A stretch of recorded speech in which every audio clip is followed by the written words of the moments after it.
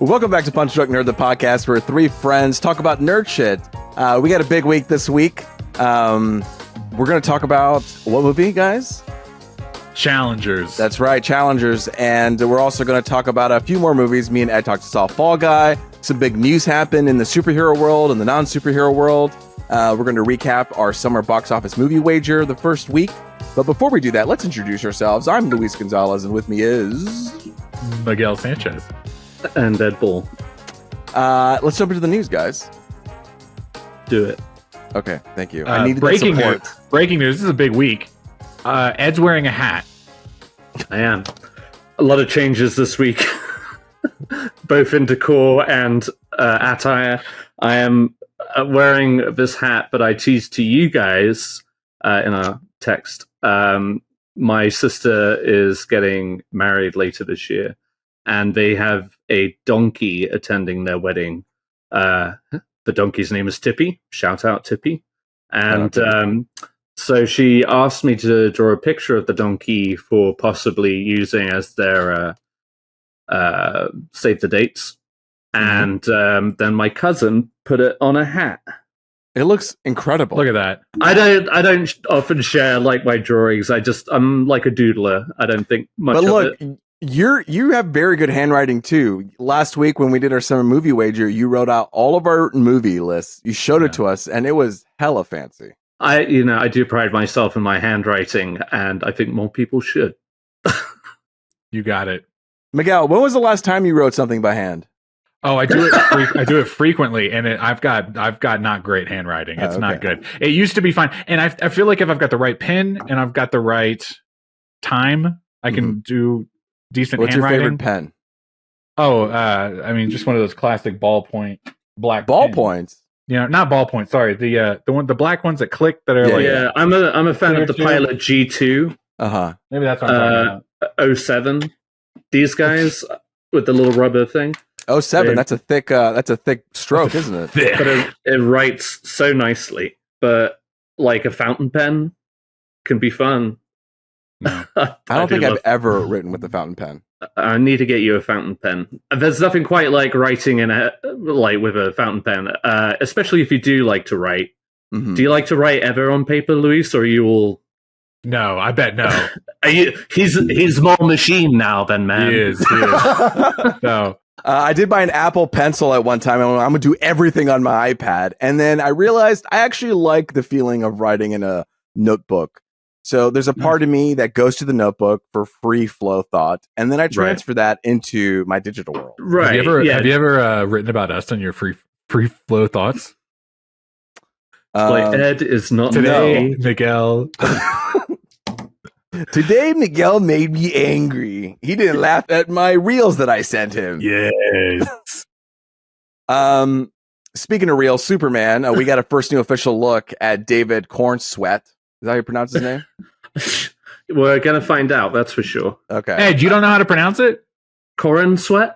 That's what I would have said. He's British, right? Is he? He looks British. God, you guys just cannot land an American Superman, can you? No, I guess I don't know Brandon what he's Routh? from either. Yeah. Brandon Ralph.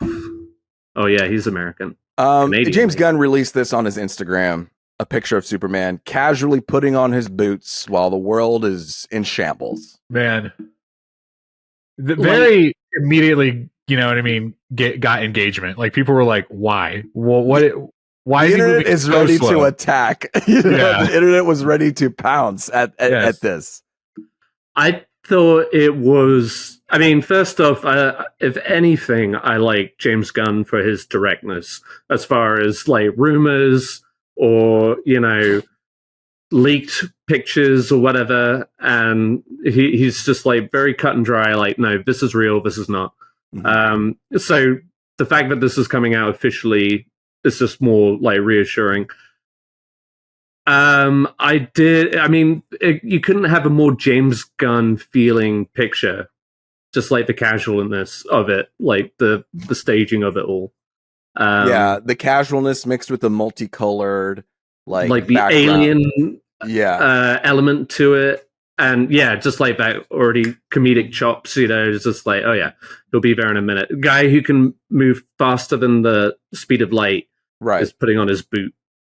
So, it's very just like tongue in cheek. But let's talk about the outfit, because we speculated on this a little while back. Trunks or no trunks? Trunks or no trunks? I didn't even realize the trunks, because you know what? I was distracted by that big ass fucking collar.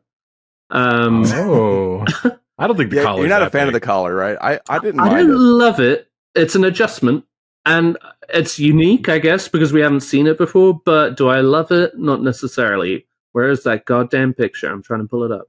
I will say immediately off the bat, he looks like Superman. He's got the face, he's got the hair curl. Like he looks like, this as a picture, good casting. I think he's beefing up.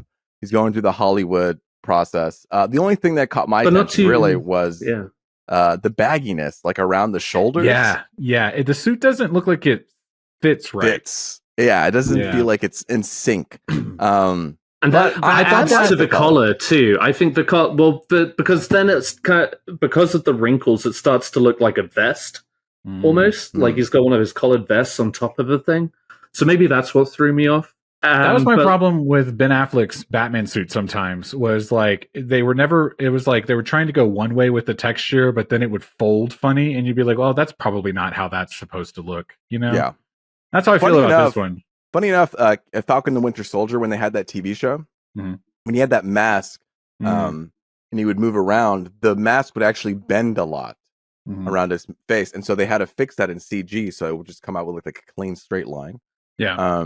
I hope they do something. I just kind of assume it'll be a little more polished when it comes out. Yeah. I remember that reveal of Henry Cavill as Superman when he's just like breaking through the safe. Action pose, yeah. And that was before the filter that Zack Snyder ultimately put on there that made it look grim as hell. But yeah. Anyway. Miguel, what did you like this Superman reveal? I was unbothered.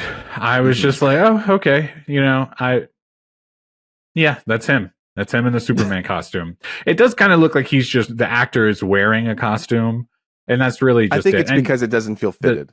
And the staging of the photo, like I get why people jumped on that right away. I get it. It just seems.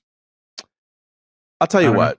Out of all the little like complaints that we had here, it does get me a little bit like, it seemed like the casting was right for a photo, and not looking at any performance yet because I haven't seen him in anything.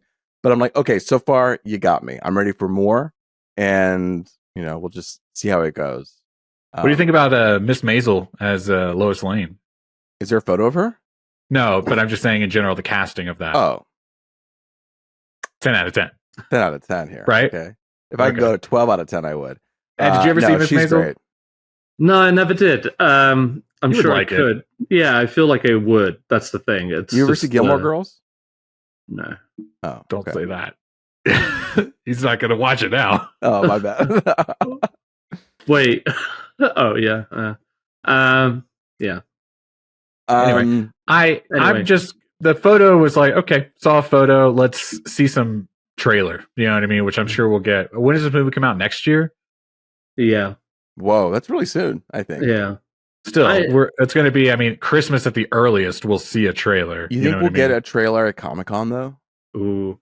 Some footage. Or is it going to do that thing where, the people at Comic-Con got to see it, and then they'll just tweet about it on the internet, be like, you guys won't believe what I saw. I saw the Superman trailer. It's like, fuck off. We all did it. I'll go online. I'll look for a link. Since the Dark Knight. Yeah. That one leak of the Guardians trailer from the last movie from Comic-Con, that was a really great cut, and then they never released that. Yes. And I always thought that was like, okay, I get it. Like that's like your little you know what I mean? Freebie that you get for paying for Comic-Con. So we know what DC's up to. Let's talk about Marvel now. Marvel's getting some news. Giancarlo Esposito announced that he has been cast in a Marvel movie, and not one you think it is. Not Professor X, Professor Xavier, as some people would call him. It's another character. We were all spitballing about what it would be. Miguel, I think you had the best I read this from the internet, but okay. Well, then never mind. But let me tell you why I said it though. Where someone was like, "Oh, maybe he's the Kang replacement," and we have talked a couple times on the podcast about Denzel Washington being the replacement for Kang, and I feel like if anyone, Giancarlo Esposito can at least like give it that gravitas without being Denzel Washington. You know. Also, I'm gonna be honest. I kind of don't want to see him in a villain role anymore. Yeah. Oh, that's fair too. I mean, that's fair too. I get you. If he was Kang, I'd be happy with it. But like a part of me also wants to see him. Like, let's diversify a little bit. Can we? Yeah. You know. My worries is he's like, oh, guys, I'm gonna be in a Marvel movie, and then it's like when Lawrence Fishburne was in Ant-Man. You know what I mean? Right. Like, it just he was in a Marvel movie, yes, but that's not like, you know what I mean? Useful. That would be a real bummer. You know what I'm saying? It was an exciting role. He said it was exciting, wasn't it? I don't know. Yeah. Ed, who do you think? You know, I guess I've been exclusively thinking about the X-Men realm because I feel like we're on the edge of that. You know, and I've just been rewatching the animated series lately, so I want to see characters like Mr. Sinister, who, yes, is a villain. I really was like on board for the Xavier thing, but Magneto would be cool too, especially like getting into the different sides of Magneto, you know. But yeah, I don't know. Like, I just, like you said, I don't want it to be a throwaway thing. And yeah, like Kang would be cool, sure, but yeah, I guess I've just been, my head's been wrapped around X-Men. It would be nice to get like a curveball, like whoa, like a villain. Like someone. I don't want to see a reiteration of what we've already seen in X-Men movies or Marvel movies, of course. But yeah, I don't want it to be like a Bill Murray situation either, where it's like this dude is barely in this movie and no need to even be here. Yeah. Quantumania. Yeah, a couple of Ant-Man references here today. That was good for us. Good for us keeping that franchise alive. A lot of people didn't like that movie.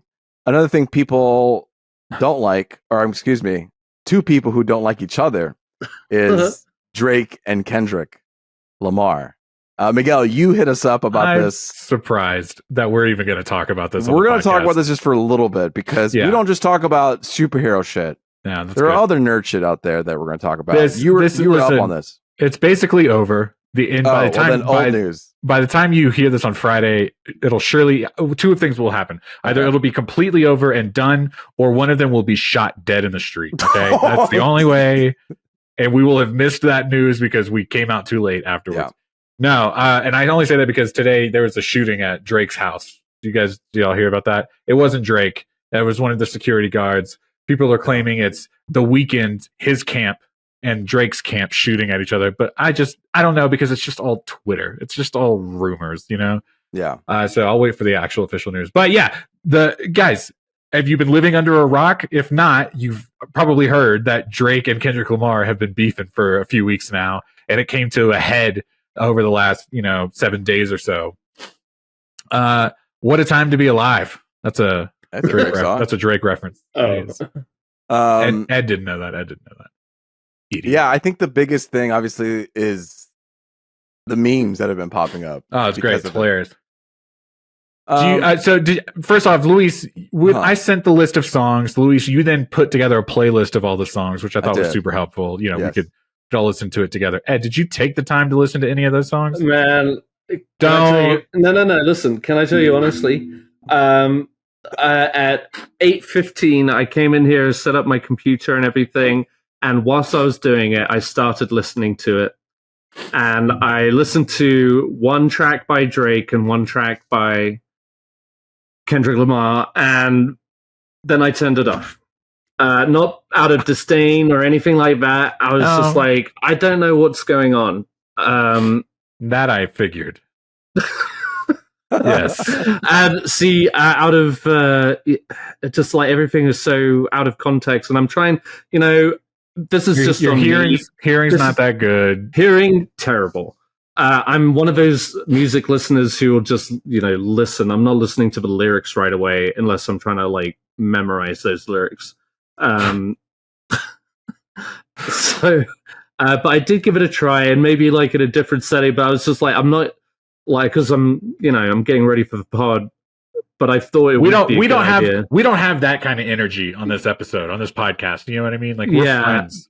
You can't come into it with this like negative ass attitude. You know what, Miguel? I fucking hate you. I hate the way that you walk. I hate the way that you dress. I know. When that happened, I was like, "Whoa, we're just straight up just saying it." Yeah, you guys go at it. No, I mean, there's nothing to go at it. I literally am just catching up. I had no idea. Miguel was teaching me about it. Well, because the night that I texted you guys, that was when Drake responded with Family Matters, and then 45 minutes later, Kendrick Lamar dropped the Family Gram or whatever it's called. Oh my god, I'm blanking on the name. Where Grams. He talks. Yeah, it's like Meet the Grams, and it was like two family related disses, and it's like he dropped immediately. And there had been speculation that there was like a mole in the camp, Drake's camp, and so Kendrick like knew that was going to happen, and so there's all this speculation is happening, and so there was kind of like a whirlwind. So that's why I texted you guys the next morning, like, oh my god, are you guys like keeping up with this? Like, it's getting heated. And that song specifically was also really. I'm not going to get into. We're not going to. No. I'm just saying. It. But these were like boom boom. They were like really going at each other on these two songs specifically. And Kendrick Lamar, he had like a whole song where he addressed his like different family members of Drake's family. Like he did a whole verse talking to his son about how his dad is a really bad dad, and like I'll be your mentor when you're older. He shot dibs at his mom, telling her like you're a shitty parent, like you should be embarrassed for raising this person. His dad is a deadbeat, Drake's dad, and therefore like that's why your son's a deadbeat dad. Like it was just like, whoa, dude, like we're like really getting personal here. Personal, yeah. This is beef. Because like I know that these beefs happen occasionally, right? With different, and I'm just trying to, be as like I don't know, straightforward as possible. But like, I usually get the vibe that like they're just promoting something at first. Sure. Is that like one of the first beefs that were really big was several years ago? Drake and Meek Mill were beefing with each other. Is it always Drake? Quick question. No, but wouldn't you think so? And that was really good because it was like Drake was like Meek Mill just was it was pretty bad, and Drake just kind of swept the floor with him. Right. And that's when he dropped that song. He dropped two songs back to back, and the second one was back to back, and that's kind of like where that phrase has already been around, but it was like he kind of like made that a thing. Yeah. That's why one of those songs Kendrick Lamar says, like, he references back to back, and then he says, I'm going to get back to back. I'm going to get back to that for a second. Mm-hmm. And then like the next song was immediate. It was another back to back. Anyway, I was going to say something. Oh, let me ask you guys this. Did y'all know that J. Cole was involved in this at all? He was at the beginning, right? At the beginning. He was like, there are three people. So he was in he was the one that said the line in First Person Shooter where he was like, we're the big three. He was referencing Kendrick, J. Cole, and Drake, saying we're the big three, like we're the best. J. Cole rappers. said it, not Drake. No, correct. J. Cole said it, but Kendrick Lamar responded to that song, and he was like, fuck the big three. It's just big me. Yeah. And so then it became like I'm shooting a shot at Drake and J. Cole. J. Cole then put out like a small little like, I don't know, 5 or 6 song album, and one of them was a diss track towards Kendrick Lamar, and he had that out for like a day or two, and then he got on stage for a show, and he basically was like, you know what, you guys, like, I'm not in the right headspace, like I shouldn't have done this, like I apologize. And like, he deleted the song off of that little snippet of the album. He deleted it and then backed out, and that became like a joke for like a week because everyone expected Drake to be like, I'm not doing this. Yeah, like I'm too big to do this. Well, yeah, that's why I was curious. Like, why is Drake getting involved when it was J. Cole and like Kendrick Lamar responding to J. Cole?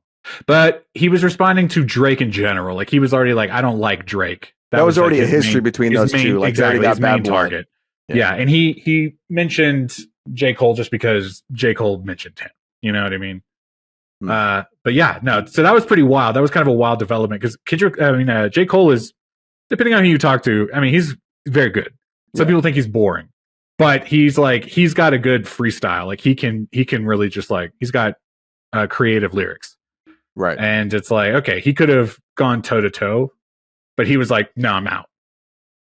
I respect that though. And Drake was the one that was like, no, I'm going to go, which that took people by surprise. And I think that's what kind of jump started the whole thing even more was the fact that like he actually did it. Mm-hmm. And then, all the back and forth. We don't have to overtalk it. You guys are on the internet. Everyone listening right now has already heard about I legitimately am learning right now just by you talking because I didn't know any of this. I don't know any of this, but I don't want to. I don't care enough to read into it.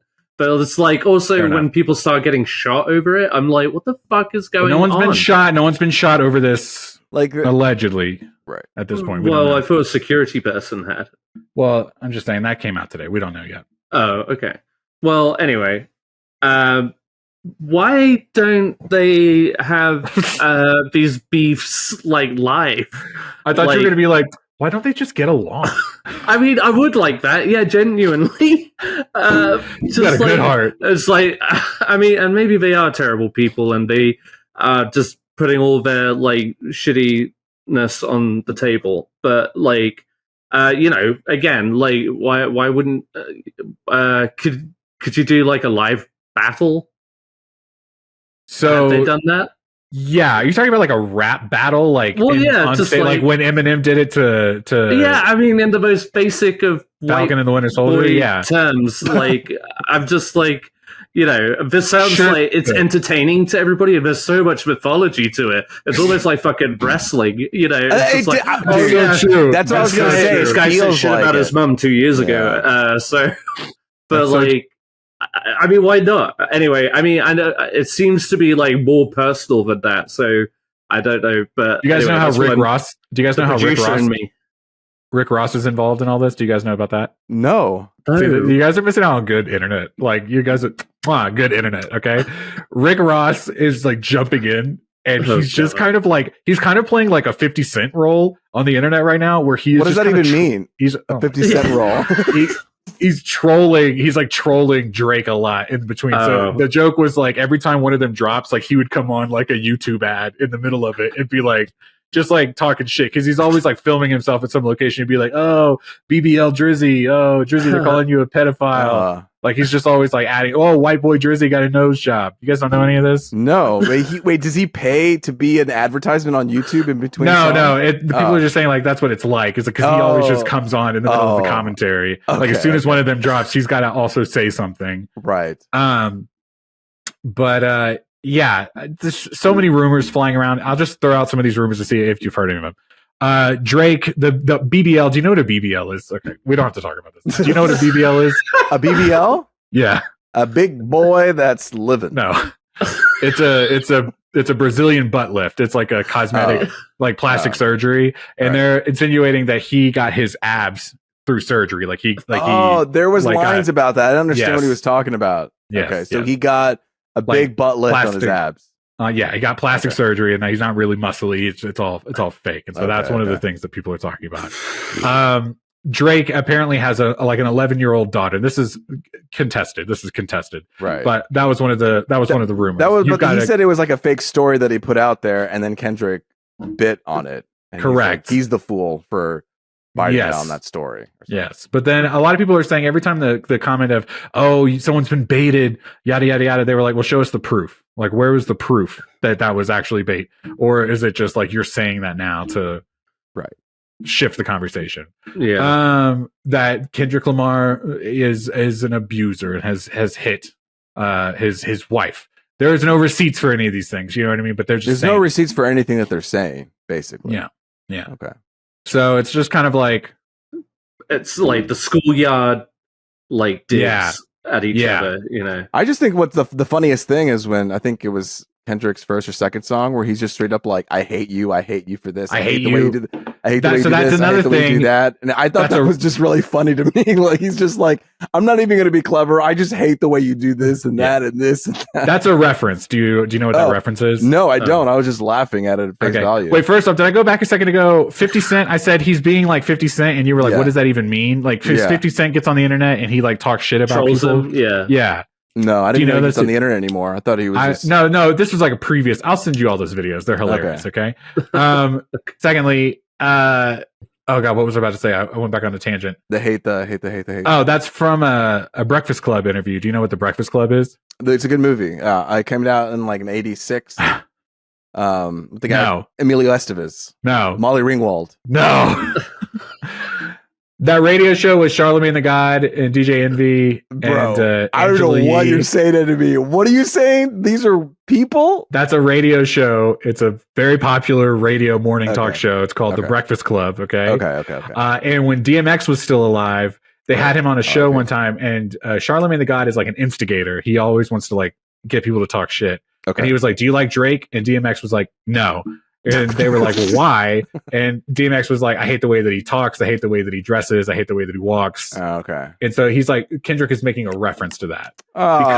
Kendrick is saying, and this is not for us to talk about, but this is just what I'm gathering, okay? But Kendrick is saying that like Drake is not black enough, and that Drake is like a culture vulture because he's like a Canadian mixed race black man. This is what you're picking up on the internet. This is the conversation. This is not me. As opposed to like talking about like actual African American struggles. Like Drake just came in and is cosplaying as like an American black man.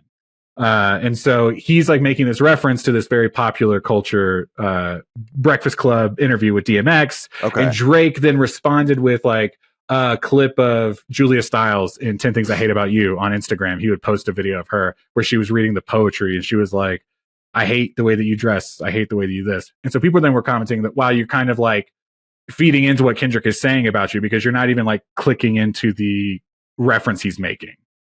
Guys, I don't want to talk about this. This is like the Marvel Cinematic Universe. With like, you got to watch all the content. And I'm just regurgitating what I've read. Okay. Like I'm over here trying to watch. Yeah, I'm trying to watch like Ant-Man 3, and I don't even know what's going on. It's like, who are these characters? What are they talking about? What are the Easter eggs that they're saying? Why is Bill Murray here? Yeah. Okay. I feel like that's a lot of it. I've learned so much. I'm glad that we actually talked about this. I brought a lot of context. I was looking forward to just hearing you. Me too. Describe it, Miguel, because I know you keep up with this. So, like when you finally burst and was like, "Have you guys been keeping up with this?" I was like, "I've been waiting for you to." At that point when that happened, I was like, there is so much I'm gonna have to catch you guys up on. Like, if I wait any longer, I'll have to. It will be too much to recap. Okay. And it's just because I'm on the internet about 24 hours a day, so that's why I'm keeping up with it. Well, if you're on the internet, you must have heard that Paramount is in trouble because they are not making a lot of money, and they're in works and talks of selling Paramount. Listen, guys, a long time ago, there used to be the big six. Now there's the big five. And if Paramount sells, it'll be the big four. The big six was Universal, Disney, Warner Brothers, 21st Century Fox, Paramount. Did I say Paramount already? Yep. Columbia Universal? Pictures. Did I say Universal? Damn, I don't remember anything what I said.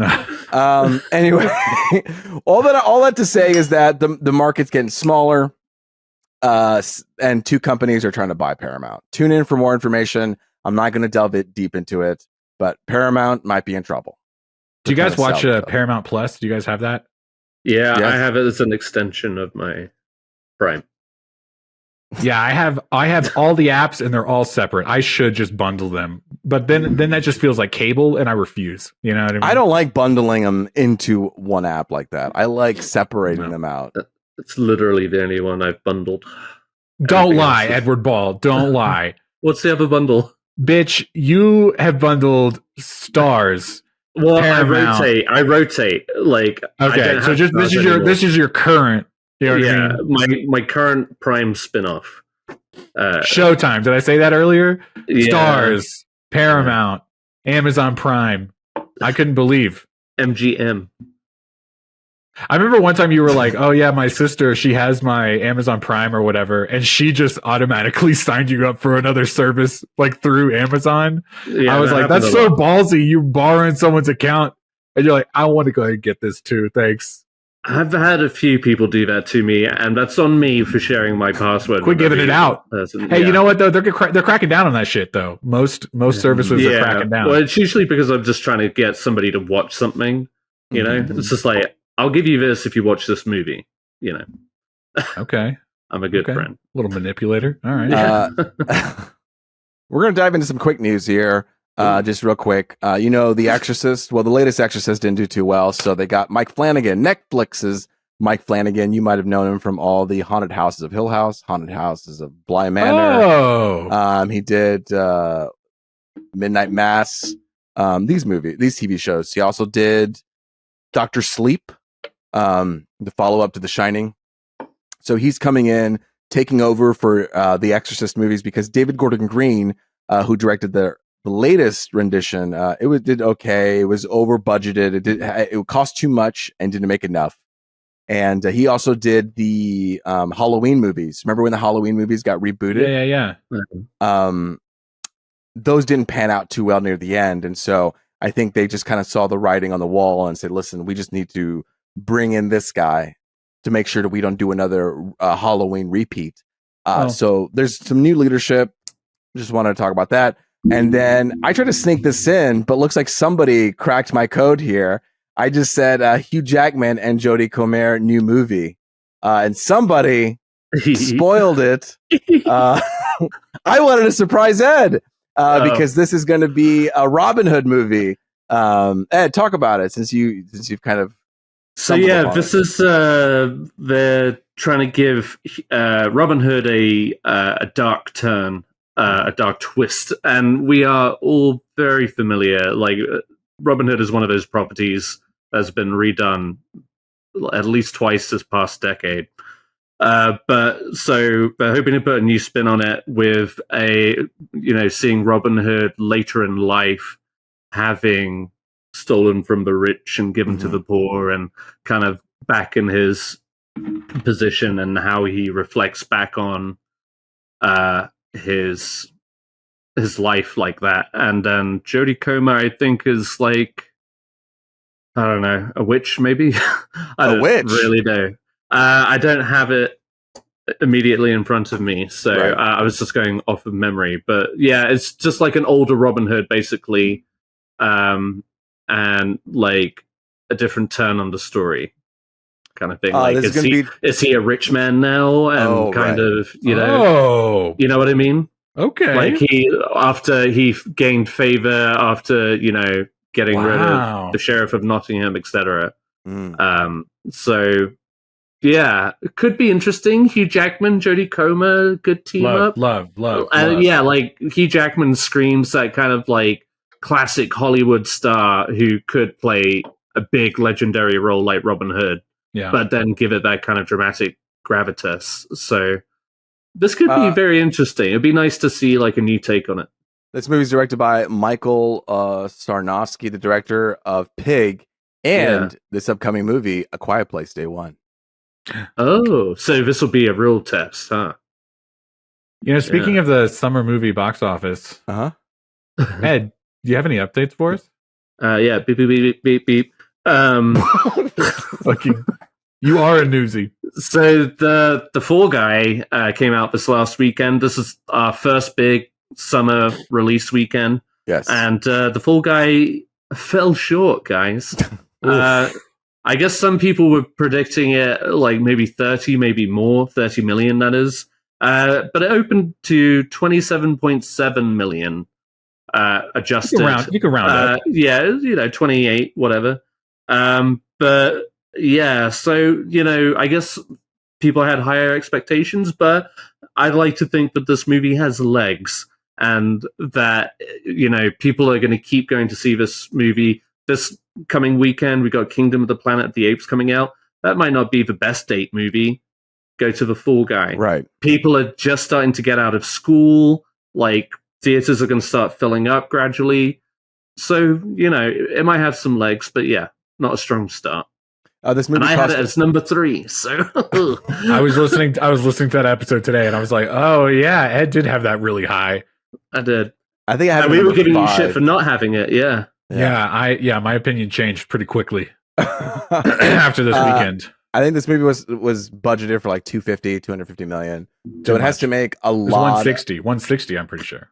No, it's way more than 160 million, including with PR marketing. I think it's over 200. Oh, okay, yeah, you might be right.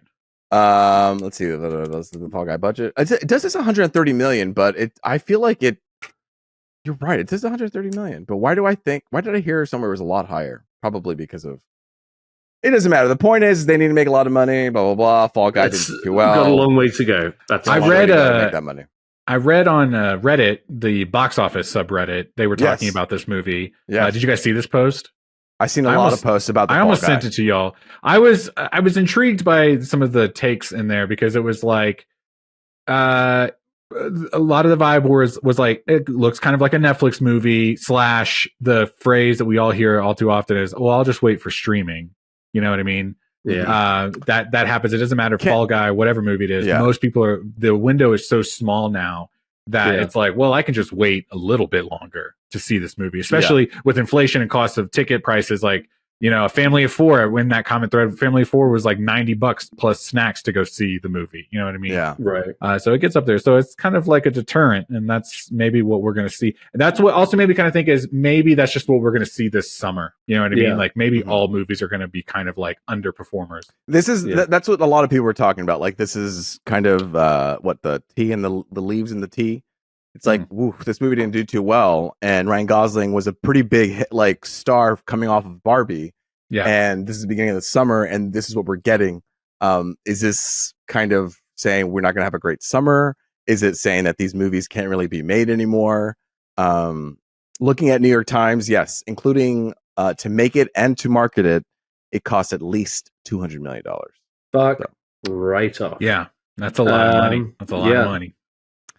Well, again, maybe it has legs. We'll see. I would love to talk about this in our what we're into. Sure.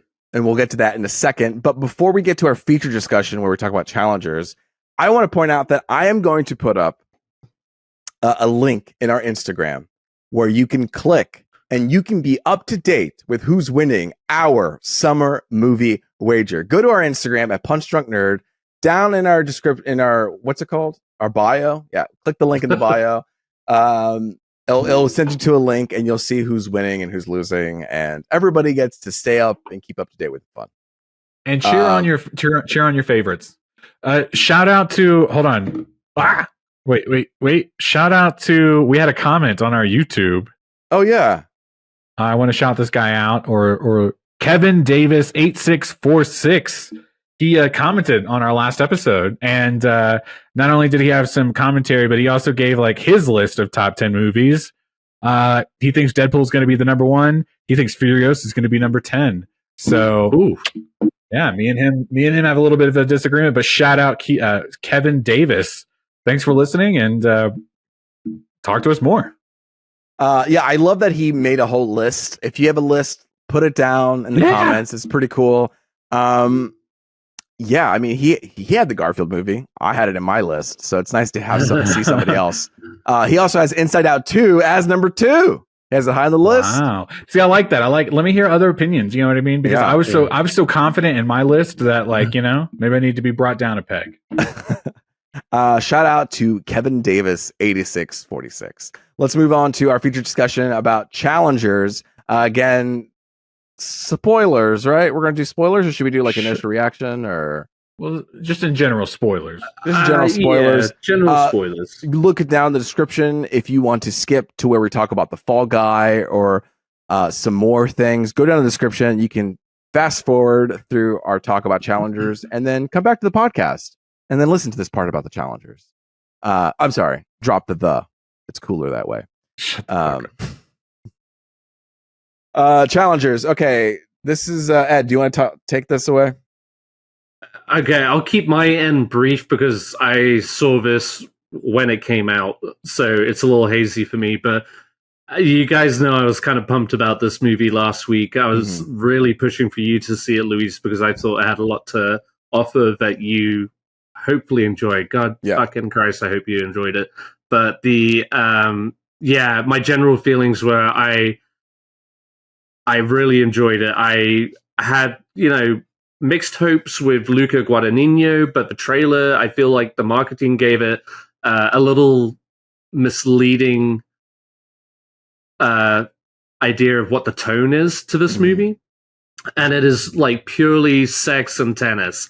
And it was just fucking great. I think the cast was great. I'm getting more like to terms with this whole Zendaya thing. And Zendaya. But yeah. To come to terms with, just like, you will worship at the altar of Zendaya. Who? Whoa. And you will be happy about it.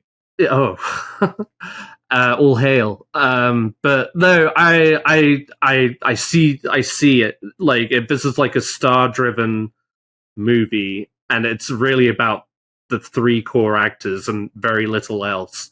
I thought it was a great time. I can't wait to dig into more of it, but I want to hear you guys' thoughts. Miguel. Just to tie into the summer movie wager for a second, one of the things I said last week was I wish the window had been shifted up a little bit, because at the time, Challengers was getting like hot reviews on the internet. Yeah. Like, people could not stop talking. That was one of the reasons why I went to go see it, was because I thought, oh shit, I'm going to have something spoiled for me. And I even texted Ed about a couple of things that I was like, tell me the spoilers. He was like, no, just go see it. And I expected this to be kind of like a hot movie of the early summer. Yeah. I saw this in a theater at my AMC. They bumped it all the way to like one of the smallest theaters all the way to the side. And it was like 4 showings that day, max. Yeah. And I was like, wow, okay, it kind of fell off pretty quick, and maybe they're making room for other things coming in. But I just expected this one to, really have legs. We're going to say that a lot. But in general, I did go see it. I was kind of hyped on it because of the hype. I feel like I walked away a little neutral to it. I don't really think that I walked away hating the movie, but I definitely didn't walk away going away saying like, I really want to see this again. You know what I mean? So I saw it. I also saw this movie, and the trailer did not sell me at all. Best part about the trailer was Rihanna. So I get to see this movie. And on the opposite scale of Miguel, I was not expecting a lot. But at the end of it, as I walked out of it, I did really enjoy this movie. That's good. I think the performances... Ed's like... I know. I was trying to keep him on the edge here. The performances are really great. I don't know who these two guys are. I was ready to hate them just because they became a meme in my head with everybody like talking about the threesome and the kiss. And I was just like ready not to like them. By the end of this movie, I really like those two guys, and I really hope that they, start doing more movies. It is an intimate movie, and sure. I don't know. I guess I just want to start talking about this movie. Performances are great. I don't see a lot of tennis movies, but I was. Who does? Raise your hand. I like sports movies. I just don't know enough about tennis. And so, at that last act when they were like match point, they were like. I was like, wait a second. I was like, I don't really know what that means, man. I don't know what's happening. This movie is not about no, exactly. It's not about the game. It's about the intensity of the game and what the audience consider good tennis. This movie is all about quote unquote good tennis, and Zendaya sets that up at the very beginning. Yeah. I just want to say that I don't mean to come across like I didn't like the movie yet. Okay, so I don't want you to be stressed about this. Okay, there were definitely. I always hate it when I'm a part of the overhype. No, it wasn't you so much. It was just that the internet was very hyped. The internet was so hyped, and I'd sent him a photo, and I said, "Tell me what this means, so I can understand the internet right now." Yeah. And he was like, "I don't want to tell you. Just like it was really good." And because the internet had already hyped that up, and I will say that moment was good. The audience reacted appropriately. That was a good time. The other issue is we had. The theater was not that packed when I bought my tickets the day before. And then when I got my ticket, or when we got there that day, it was more packed. And then, so right next to me, that seat was empty when I bought the tickets. There was a person sitting there, a single person. It was like awkward. Okay. Mm-hmm. And then on the other side of Kristen, who I gave her the seat because the map said there was an empty one in between her. But then day of, boom, there was a whole row of like teenage girls who talked the entire time. No. Yeah. So several moments it was like you wanted to kind of just be like, can y'all please stop? I will say this though, one of the girls had interesting commentary during the movie. I can't remember at what point, but they were talking about Zendaya and they were like, she's such a cunt.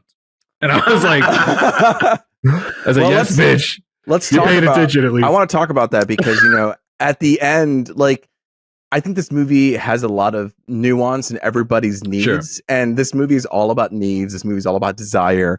And, it's her bouncing between, obviously, these two people. Mm-hmm. And these two people kind of bouncing off each other. I think, who's at fault here? Who's right? Who's wrong?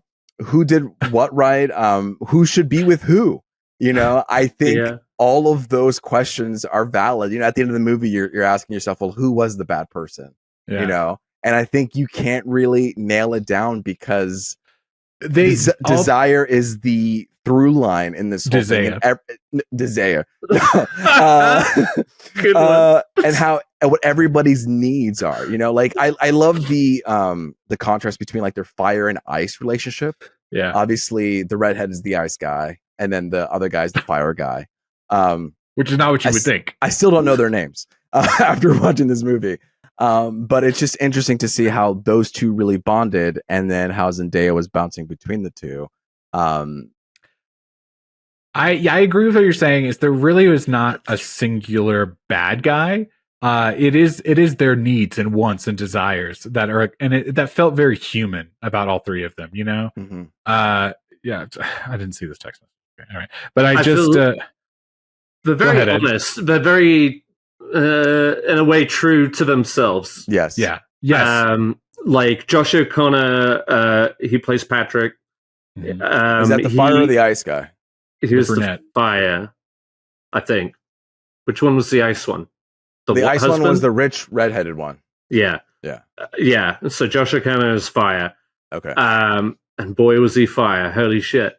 No, I loved him in this movie. Anyway, oh, that was me. For the listeners at home, Ed's Bad Boys poster, Ride or Die, just fell off the wall. Ed is over here like halfway taking us to the line of being like, yo, I kind of thought this guy was really fucking hot. And then this guy, the Bad Boys poster was like, tell it on yourself. God, yeah. I lost my train of thought. I'm sorry. Okay, so this guy, he killed it. There's that one scene where he visits his friend, and they're at the college, and they're having this intimate moment with the churros guy, and he like pulls the chair closer to him, and he does. The connection that he has to him is so palpable, and the way that he's looking at him and down, it's like, whoa, these two are very close and intimate. Yeah. Almost referenced earlier was Zendaya's like, are you two do a thing? Yeah. And it's just like, yeah. She's not gonna be a home wrecker, you know what I mean? Yeah. Just want to get in between them. But everybody's chemistry is off the charts, and just seeing them play off of each other, and like at the beginning when they're playing in what do you call it in tennis? The duo. Oh, the challenger. No, the two aside people. Right. Two what are we? Duos? Anyway, yeah, partners match.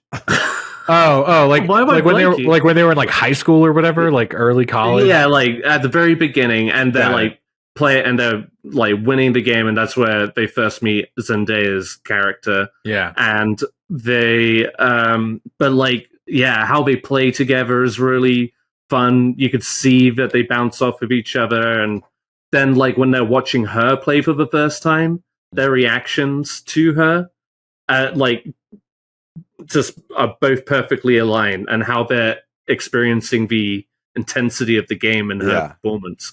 Like, I love that line when they're like, have you guys ever gone for the same girl? And then he's like, no, this is like the first time we're locked in on the same want and need in this coming of age thing. Miguel, were you going to say something? Nope. Oh. What did you guys think when, they're about to get ready for that final match, and Zendaya and O'Connor, is that his name? Josh O'Connor. Yeah, when they have their little moment, what was like your reaction In the when it car? was kind of going down? Yeah, like leading up to the car, man. going to the car. What were you feeling when that was happening? Go ahead, Miguel. So the twist or the reveal in the tennis match was a little. This is one of the things that I was telling Kristen about, that I just felt like a little underwhelmed about, because it seems so obvious that she would go back to, that there would be an affair, right? It's a love triangle. Like that's kind of like just how you do this story. What I thought was going to happen before I went into the movie, what I thought was going to happen was that was going to be the reveal, is there's been an affair. Then while I was watching the movie, I looked at Zendaya's daughter and I said, oh, because they also referenced like they had cheated on, they had an affair like 8 years prior in Atlanta. And I was like, oh, that's not his daughter. That's the other guy's daughter. And that's what I thought the big reveal was going to be.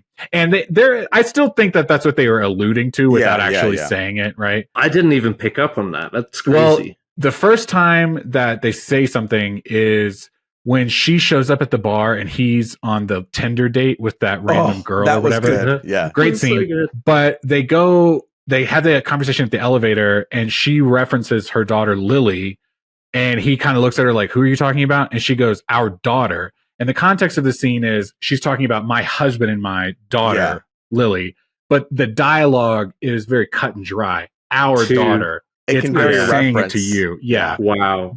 They had the affair previously in Atlanta. If you look at the daughter, she's got very dark hair. And Zendaya, which normally as an actress, you could probably say probably has dark hair, but they gave her that very blonde color. And her dad was very redheaded, like light blonde color. Mm-hmm. And she had very dark features on the hair. And so I thought the big reveal was going to be not just that we had an affair, but also that's not your daughter. That's what I'm talking about. There's that like subtlety and gray area that happens throughout the movie, not just plot wise, but relationship wise. Which I liked because it lets the audience fill in those blanks on their own without naturally telling you straight out. Yeah. You know? The way they structure it, the way the flashbacks intertwine, it's not just like a direct flashback to that moment in time that explains everything else. It's like a glimpse of something bigger. And it's a very vibey movie, you know what I mean? Like it's every scene is a vibe. Can we talk about the fucking music with Trent Reznor? Like, all right, this is my big theory on this, and whether you guys picked up on this or not, and whether it's even a thing, I really don't know. I need to see the movie again, but maybe you guys have a better idea of it. But like, my theory with the music is that because it picks up in such a very specific but also odd place in the scene. Sure. Not necessarily when they're playing tennis, but like dramatically intense moments, like talking or the driving scene in that storm. When they're arguing in Zendaya's apartment or whatever, the music kicks on. And my thought was, and again, I'm going to quote it again, like this movie is about like great tennis and great like sex or whatever. Great sex is great tennis and vice versa. And like every time that the music kicks on, it's like Trent Reznor's way of saying like, this is what we're watching. We're watching great tennis. It's that 15 seconds that her character talks about in that match with that first girl. She was like, there's about 15 seconds where we were playing great tennis. And when she challenges, we're connecting, right? Like we're in a dance. Exactly. Yeah. And when she challenges the boys for the first time, she's like, I just want to see some great fucking tennis. And that's all it comes down to throughout the whole movie. That's what is resonating, not only on the court, but also in their relationship, but also from an outsider's perspective. So like we're watching some really great fucking tennis in this really dramatically intense scene. And that build up to the end too, even more so. But yeah, I fucking loved the vibe. Yeah. Just did. Like, yeah. And the way it's structured and to the point where it comes back to the end and that whole signal and how he decides to respond to it in that moment. And then we really get that great tennis. Yeah. That is so intense. And I love how it ended. Just like that embrace, but captured moment. And it's that moment where they reconnect again. You know, they lost each other when they saw her, and they kind of bounced around as they were it's a coming of age in a long way, where they're trying to figure themselves out, and they get lost in this whirlwind of desire and needs. Exactly. And then at the end, they play, and then they do the dance, and then they're like, oh, this is us. We are connecting again. And he made an active choice not to not to lose on purpose for his friend, but he knew exactly what would trigger his friend to give the best fucking tennis. Man, when it was about to happen, I was like, oh no, here it comes. And I just sank in my seat waiting for him to do that tennis thing. Yeah. With the audience was, like I said, the audience was very receptive to that moment. And even Kristen, she just started being like, oh my God. And I was like, oh shit. Okay. We're like locked in. This is good. That's good. Like the way that he directed that. When you said coming of age, that's such a phrase for like early life, you know what I mean? But that's such a good theme for this movie, is like they are coming of age even into like their early 30s. Like coming of age is not just like that early stage of life. It's like that every next step you take, you are coming into that age, you know? And that's so interesting the way you he was stunted in his growth. Remember they were talking about that. He was still acting like we're back in this time and I'm not. But you kind of are still affected by that past. And so you are still caught up in that time. They do a really good job of capturing that earlier time frame too, you know, and without beating it over your head. But I was telling Kristen, it's like the clothes they were wearing, the way they were speaking, the clothes, the vibe of just like how they were acting, because they were like that early 20s. Like a Nelly song plays, which is a little like, look at us, we're in this time frame. Yeah. But it's just like, that felt so believable. It took me right back. It was like a time machine. I was like, I remember being that age. I remember being that time frame. And then this like, having to bring yourself forward and, you know, and like not looking at the past so much, but looking at the future. I also really and I love this kind of journey where, you know, he loves Zendaya and he's like connected with her and loving tennis. But at you start seeing he's like, he doesn't like playing tennis anymore. He wants to retire. He hates it.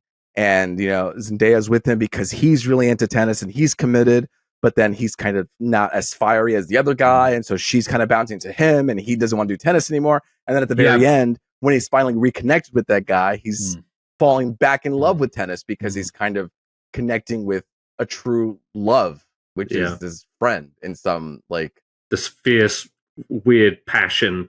That's what I'm saying. Desire is everywhere. It is the theme, and the familiarity between them beams like, instead of having what could have been just like these typical shout offs, you know, in a big showy way, it's like these guys are just talking to each other like friends, but just like there is that bitterness. That's exactly, like in the sauna. When they're slowly chipping away at each other, like, but it starts off kind of friendly, but then at the end, it's just like that again, that familiarity between them, and the way that, like, you know, you've got like Zendaya's passion, and Josh O'Connor just has this like almost this look of pride as he's about to like catch his friend from this massive hit, but. Yeah, it really sucks you in. Another thing about tennis, because I don't know the rules, but there was a moment when right as he was jumping over that net and they were hugging, that I was kind of like, is this legal? Like, what's happening here? Like, it's the last hit. It's like, the last hit down. If he got it without, like, if he got it in the box without Josh O'Connor receiving it or sending it back, that's just the point. Okay. That makes sense, but I just something about that like physical interaction. I was surprised that there wasn't like a flag or whatever they call it. You know what I mean? Like some sort of foul. Start over. You actually have to. Yeah, like whoa. You can't just like tackle him. You know what I mean? You're on his side. I loved the ending though when she was like, "Come on," and then it cuts to credits. I was all right, that was a hype moment. This movie plays a lot with intimacy again, like I said, like these kind of really close-up shots, but then it also with these really wide like shots of the tennis court, kind of like little ants. The cleanliness of it. Mm-hmm. The tennis feels like a very clean sport, but just like the clean clothes and stuff. But the sound design too of like the rackets hitting the court. There's a lot of broken rackets in this. Like if you do not support violence against tennis rackets, do not watch this movie. But like you could hear that thing just like breaking apart. I don't know. I enjoyed that. I thought it was. There's a podcast called Dolby Labs or like Dolby Cinema or something, and it just always like it brings in like sound mixers and engineers because Dolby's known for their sound. And I'm wonder if they have a podcast for this one because that would be really fun to kind of hear how they break all those noises and sounds down because it does feel very like bespoke and custom and like unique and built just for this movie. And I've seen. I've got 2 movies in my head about tennis, 3 maybe. King Richard being one of the most recent ones, but then there's also Wimbledon back in the early 2000s with Paul Bettany and Kirsten Dunst. But those are like the only tennis movies I could think of. They're all right. Like King Richard was more about the family than it was about the game. Again, Wimbledon the Will Smith was movie. Yeah. And the Wimbledon was kind of more about that, but in a typical kind of sports fashion, underdog guy, whatever. But like, man, this was such a good-looking film. On top of, even though it's not exactly about tennis, it just like this is just fucking entertaining. Like this is how I should be feeling with most sports films. Not just like the typical sweeping orchestra and the whatever. This was just like a nice kind of turn on the genre. Or not? Would you guys see this movie again? Would y'all see it again? I've been trying to see it again in theaters. 100%. Yes. No. I think I would pick up a lot more things if I watch it the second time around for sure. Yeah. This is like I'll watch it maybe one more time on streaming. I definitely. I'm so sad. I really thought you guys, being the Zendaya fans that you are. Why are you bucketing me with Miguel? Don't start this shit again, Luis. No. Don't start this shit again. I meant Miguel and Kristen. So did Kristen have similar feelings towards it, Miguel, just generally speaking? I think we both walked away like liking things and not quite liking some of loving it altogether. Yeah, like it just felt very. Well, that's. I mean, you guys know me. I get emotionally attached to these movies, so it's heartbreaking when you don't love them as much as I do. But like, the more it got to sink in, the more I loved it. But I walked out of that theater grinning like a goofball. I just found it so energetic and fun, and I thought the acting was on point. I tell you this, I had to, like 2/3 into the movie, I had to pee really bad, and I sat through that whole fucking movie. I said, all right, I'm just going to finish this. So I think that might have also played a little bit into it. Like, you're just hurry up. Part of me was thinking like, oof, I really have to pee. Yeah. But like I said, there were things that I like, and maybe on the second rewatch at home, I'll feel differently. Yeah. And I would also, that was another thing, is the theater experience was not great for me. Because of the talking and stuff. It was like there's a bunch of sex on screen. I've got this stranger next to me, and then there's like this like gaggle of girls, that are just like talking the entire time. Yeah, that sucks. And that's just like one of those like stereotypical theater experiences that people are like, I don't want to go to the theaters anymore. I was like, I don't want to go to the theaters anymore. But maybe at home I'll feel a little different. Guys, I love Zendaya. Did you like her in this? Yeah. Okay. Yeah, I did. I liked her like ambition, her intensity. You know what I mean? She loved the sport and really pushed herself. She loved the sport more than she actually loved these people. She loved absolutely. 100%. You know what I'm saying? Like, is she in love with tennis? Although she, that was the big talking point in the car, was that she was with, the redhead because he like checked boxes for her, but like her real love was the other guy. Yeah. No. Well, as far as the two people, he represented the passion. Yes, sure, exactly. Because there's that shot where she has her moment, or I don't know if it's before or after, and then she opens the door and she sees the redhead cuddling her daughter too. So there are two sides of the coin. Yeah. Where she does kind of appreciate him though, settling down and being with him, and kind of, but then he's a little fiery and egotistical and self-centered. I think both of those things feed her, but they aren't maybe what drive her as much as tennis does. Mm-hmm. Like right. tennis, she's always talking about tennis. And that's what she said, right? It's always about tennis. Yeah. And these two are almost like supplements to her. Yeah.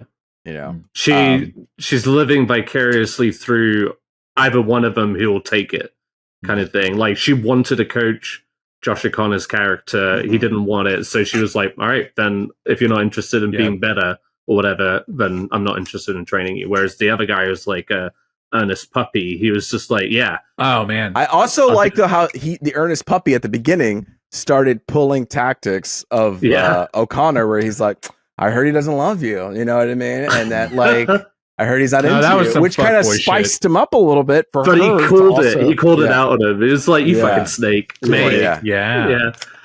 One of the things you talked about, like intimacy earlier, I feel like there was a lot of really good ways that they showed like intimacy in this movie. This is going to sound like a dumb segue, and I didn't mean to do it like this, but one of the things that I was thinking about was like the way that they approached the like financial disparities or whatever of the two characters. They were raw. You know what I mean? The super rich family, they were like kind of mutedly flashy. You know what I mean? Like they stayed in fancy hotels, they dressed very nicely, very casually. They had all of the equipment. He had like the tape on his neck. Like he could afford all the things, but they weren't ever like, oh, balling out of control. Here's thousands of dollars here. Right. But same with the other side where he was like poor. You know what I mean? Like it is like where you have to sleep in your car one night. He looked at that like Dunkin' bagel, like with the way he looked at that. I mean, I remember being a poor college student and looking at food like, I wish. I want those fries. That. You know what I mean? Please don't throw that away. Like I will eat that. You know. Yeah. And I just really appreciated that the money angle wasn't so flashy and in our face. Yeah. And it told its story all on its own. It was a very sterile environment. Yes. The way that even the way she was dressed, the way that her hair was kind of like cut and clean. Like they were staying at a fancy hotel and they talked about that life, but they didn't ever like glamify it. You know what I mean? No. But like subtle things like the daughter enjoys sleeping at a hotel, kind of thing. Yeah. Like they're used to being on the road. They're used to having grandma traveling along, and it's all very just nonchalant. Like when she was sitting in the crowd at that game, you know what I mean? You look at everyone else and you look at her. Obviously, that's purposeful, but it's just like she's wearing this like super fancy, expensive looking outfit, hair, makeup, everything. But again, it wasn't just like opulent to be opulent, you know? Sure. No, and again, it's a fashionable, very clean sport, or clean looking sport. You know? Yeah.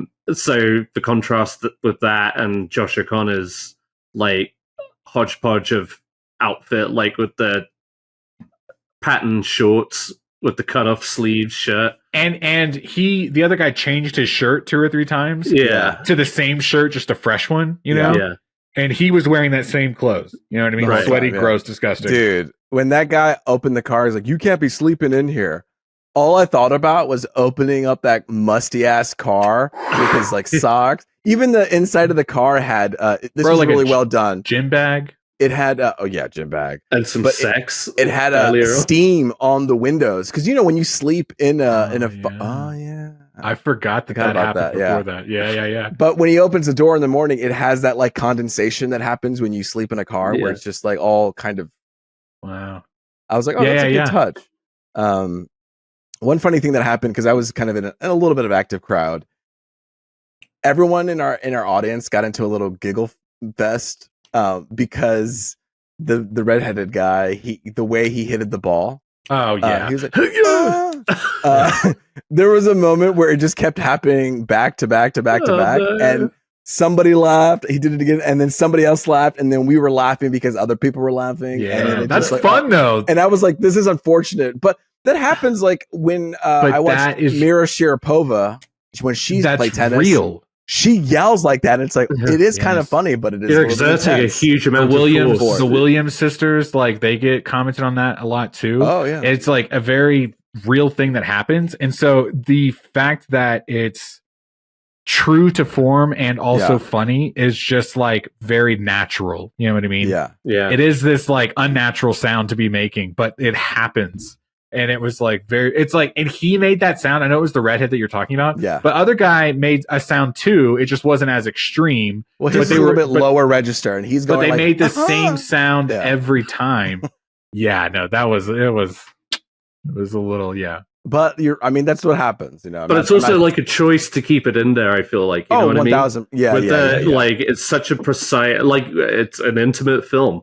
Like it captures that. It's like the opening shot is somebody dripping sweat down onto the screen. You know. Oh it's man, the shot where he's leaning over the camera and he's sweating. I felt that. I hate sweat. You know what I mean?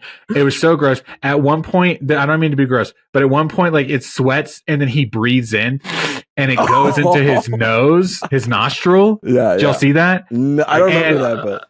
It happens, and then I could not focus on anything else until that came out, and it came out again. And then right after that, they cut to that like shoulder shot where he's crying, and I loved that as well. You know what I mean? Like he's got this tear falling; it's covered by all this sweat. Oh, I do remember that. Yeah. Oh man, that was such a good shot. It was a really great moment. But no, like, sometimes I'm just like kind of caught up on gross things like that. I'm like, I know that went straight up your nose. That's disgusting. You know, like that somebody starts smell. like snotty crying like Viola in that one movie. Yeah, yeah. Wipe the nose, please. Yeah, just a little or a sniff. You know, before it goes all the way down into your mouth. The way it went up like that, I didn't like that. Fun movie. I have one more thing to say. I've already said I love Josh O'Connor in this. You guys might. I don't think neither of you watched The Crown, right? No. But he played Prince Charles in seasons 2 and 3. Is he English? Is he English? Yes. Yeah. Oh. Good for him. No, but man, I would love it. Maybe don't say what. Him play a Marvel character? No, he's going to say something else. Yeah. Yeah. Right. No, I think he could be James Bond. James Bond. Okay. I would 100% take him over Aaron Taylor Johnson any day. I think he has that. Just like every time he was in trouble in this movie, he just gets this like little smirk, and I think we need to bring that back to James Bond. I will say this: if he gets to play James Bond, that will be James Bond elevating him, and not the other way around. You know what I mean? Like, what do you mean? Like a certain actor can come play James Bond and then recreate that character of James Bond. But a certain actor could come into James Bond and James Bond is going to like make that actor. You know what I'm saying? No, I think Josh O'Connor is don't get defensive. Don't get defensive. No. I'm not. But I'm fully committed to the idea that I think he's a very good actor. Yeah. And I think he made like looking gross look sexy in this film. And I think he exudes that charm. He has a lot of confidence and charisma. Ed, what's the redhead actor's name? Mike Feist. Mike Feist? Yeah. Mike Feist. No, you didn't know how. And I know that because he was in West Side Story, the movie. Is he the okay, yeah. Was he the redhead? He's the one that gets murdered? Yeah. He gets stabbed, yeah. I haven't seen the movie. Wait a second. He's like the tough guy. He's like kind of the friend.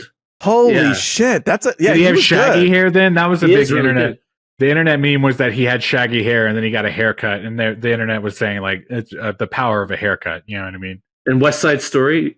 I don't know. I'm asking. That was something I don't remember that. I don't remember. I saw something that they were pointing that out. Okay. No, I like him too. He's also got big ears, and I'm only commenting on that because I saw several thirsty tweets that were like, "I just want to hold him by his ears." What? Nice, hilarious.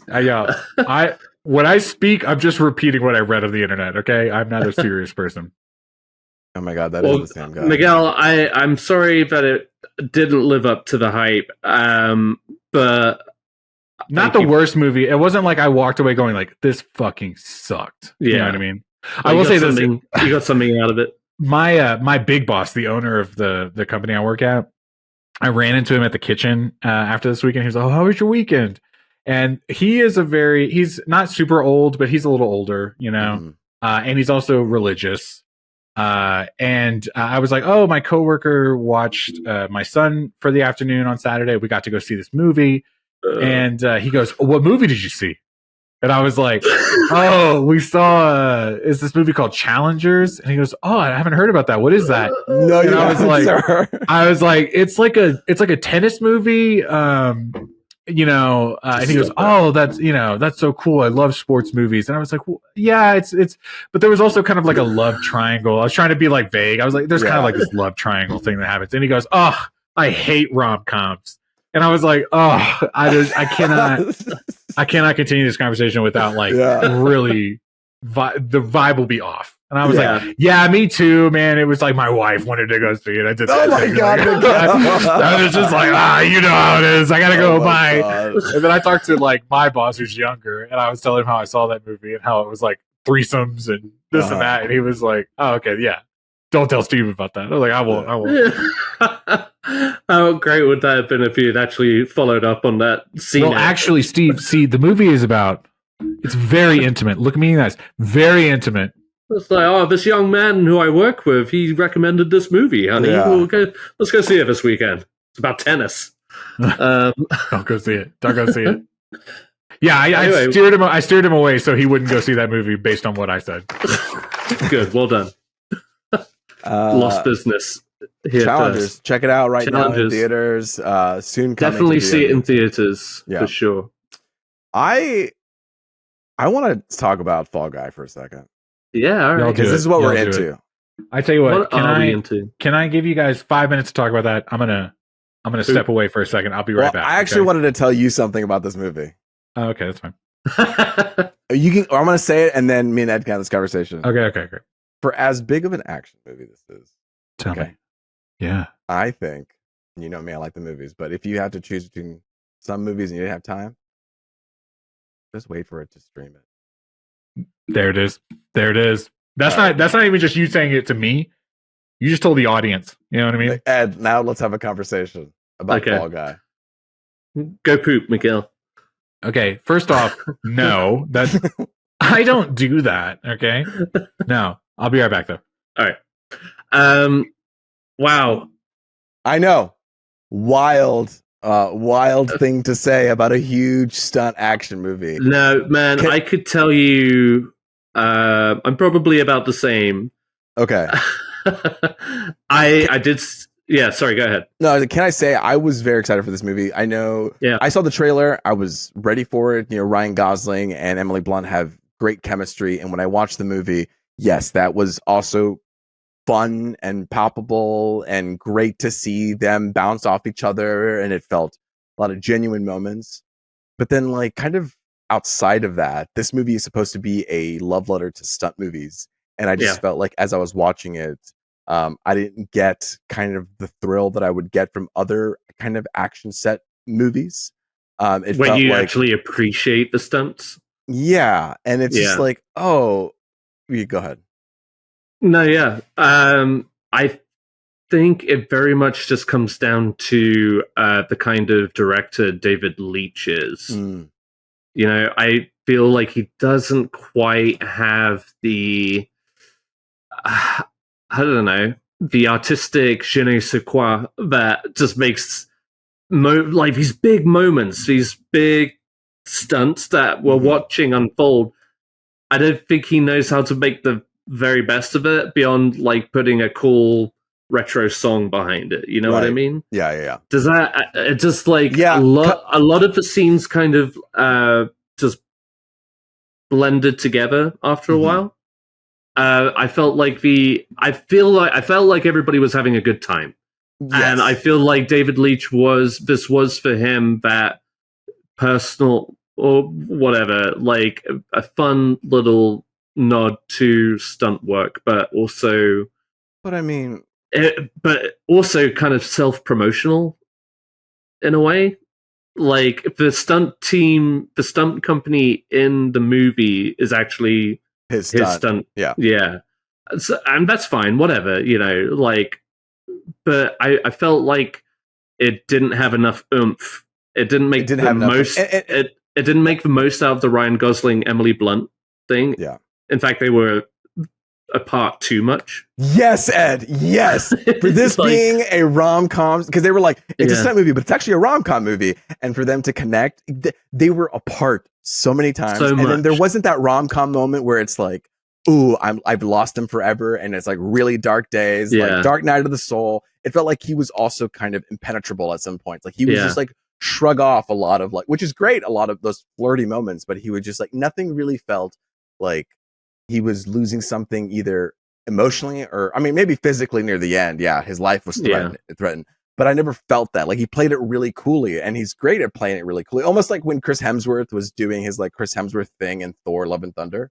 Yeah, he kind of did that. It does it a better job of like he's more charming. He's more charming in that way. Yeah, and them two really connect. But I mean, yeah, the first 40 minutes, I literally looked at my watch when they got to the point where they were like, this is the plot. You need to go look for Aaron Taylor-Joy. Yeah. I was like, damn, it took us 35, 40 minutes to get to this point. Like you needed to we needed to trim down. It needed to be more, for being a stunt movie, it needed to be way more explosive up top. And that point when he finally does come on set and he's like doing all those stunts, the card flip, cool. And then they do that one scene where he's lit on fire multiple times. I get the bit. I understand what's going on. But what a perfect opportunity to do a montage of great little mini stunts, do the car flip and then do a song where you do cool type of stunt, and we were just stuck doing this fire bit for a super long time, and I was like, okay, it's funny and I get it, but we need a trim here. I think if it was a tighter movie I wouldn't have complained about it so much, but the way that it was sold to me as like a stunt movie, I just had higher expectations, and maybe that's on me.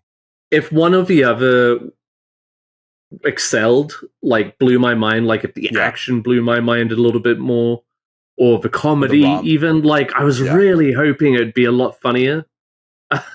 Just like, again, they have such good chemistry and good back and forth, and Ryan Gosling is he can usually bounce off of a lot of players. I feel like Winston Duke, Hannah Waddingham, Stephanie Hsu, like all of these actors came in and everybody looked like they were having a good time. You know what I mean? You could feel that energy, but I feel like the dialogue and the bits were a little just tried. There are moments when like it lulled and then it picked back up. Like, oh, this is really good. This is really good. And then they got lulled again. And then, this is really good. Like there were some moments like the helicopter scene. I was just like, oh, I'm kind of like into it. And then, but then I reminded of in the past. It's like, oh, well, it was kind of, the energy. And towards by the end of it, it just felt like a little more forced, like you long felt in the tooth. Yeah, absolutely, 100%. It's funny because after seeing Challengers, this is a director who is communicating a lot visually, from the framing to how the actors are positioned to the blocking. He's using the whole gamut of directing and filmmaking. And then like, literally the next day I go watch The Fall Guy. And it's like these two people having a conversation and walking, and it's just like mid shot. You know what I mean? Like turn, and it's just like very simplistic blocking. Yeah. And I just needed a little bit more dynamicness to it. Like when you think of action stunts, I wanted a dynamic thing. Like a cool. He didn't do I guess they did do a driving scene, right? It just didn't feel very. And see, this is kind of how I felt towards Bullet Train. I felt like that had more potential than it ultimately ended up being. And again, I think it's just pacing. It outstays its welcome after a while. You've got great actors kind of bouncing off of each other, but with nowhere really to go. And leaning into certain action tropes, but without trying, or at least not feeling like you're elevating it in any certain way. The stunts, again, were really cool. I thought like the dumpster, the dragging dumpster. Yeah, that was cool. That was cool. Like the setup is cool. But I feel like, why am I not feeling more energized about this? Because I feel like it stays in that one, like this is a cool setup, and then it stays, like, it's just rotating for a long time. Right? Yeah. And like I said, it's like they hit play on the track and That's all it is. Great. Now what comes next? What's the interruption? What's the change of pace? What's the new element? What's the new stake? Like, what's the new angle to it? Now that it's flipping, maybe it starts doing something else. Like, I wanted to be taken more on a journey. Yeah, and I'm not saying you have to like just dress it up a little bit. Yeah, make it sing. And I went back to work and I was ready to like, all right, Fall Guy, who agreed with me? And some people, like, only a few, it was 50-50, really. Some people really did, like, I liked that movie a lot. It was really good. And then some people, like, oh, yeah, I didn't like it, whatever. This is like it splits the audience. It's hard to tell who is going to fall. So that's why I'm like, listen, I think it's a good putting it on Saturday, night. You're going to have a bottle of wine, some beers, get some pizza, like you're chilling at home with Ryan Gosling, Emily Blunt. Like I think that's a good time. It's a good time to put it on. You can like pause it. You can go.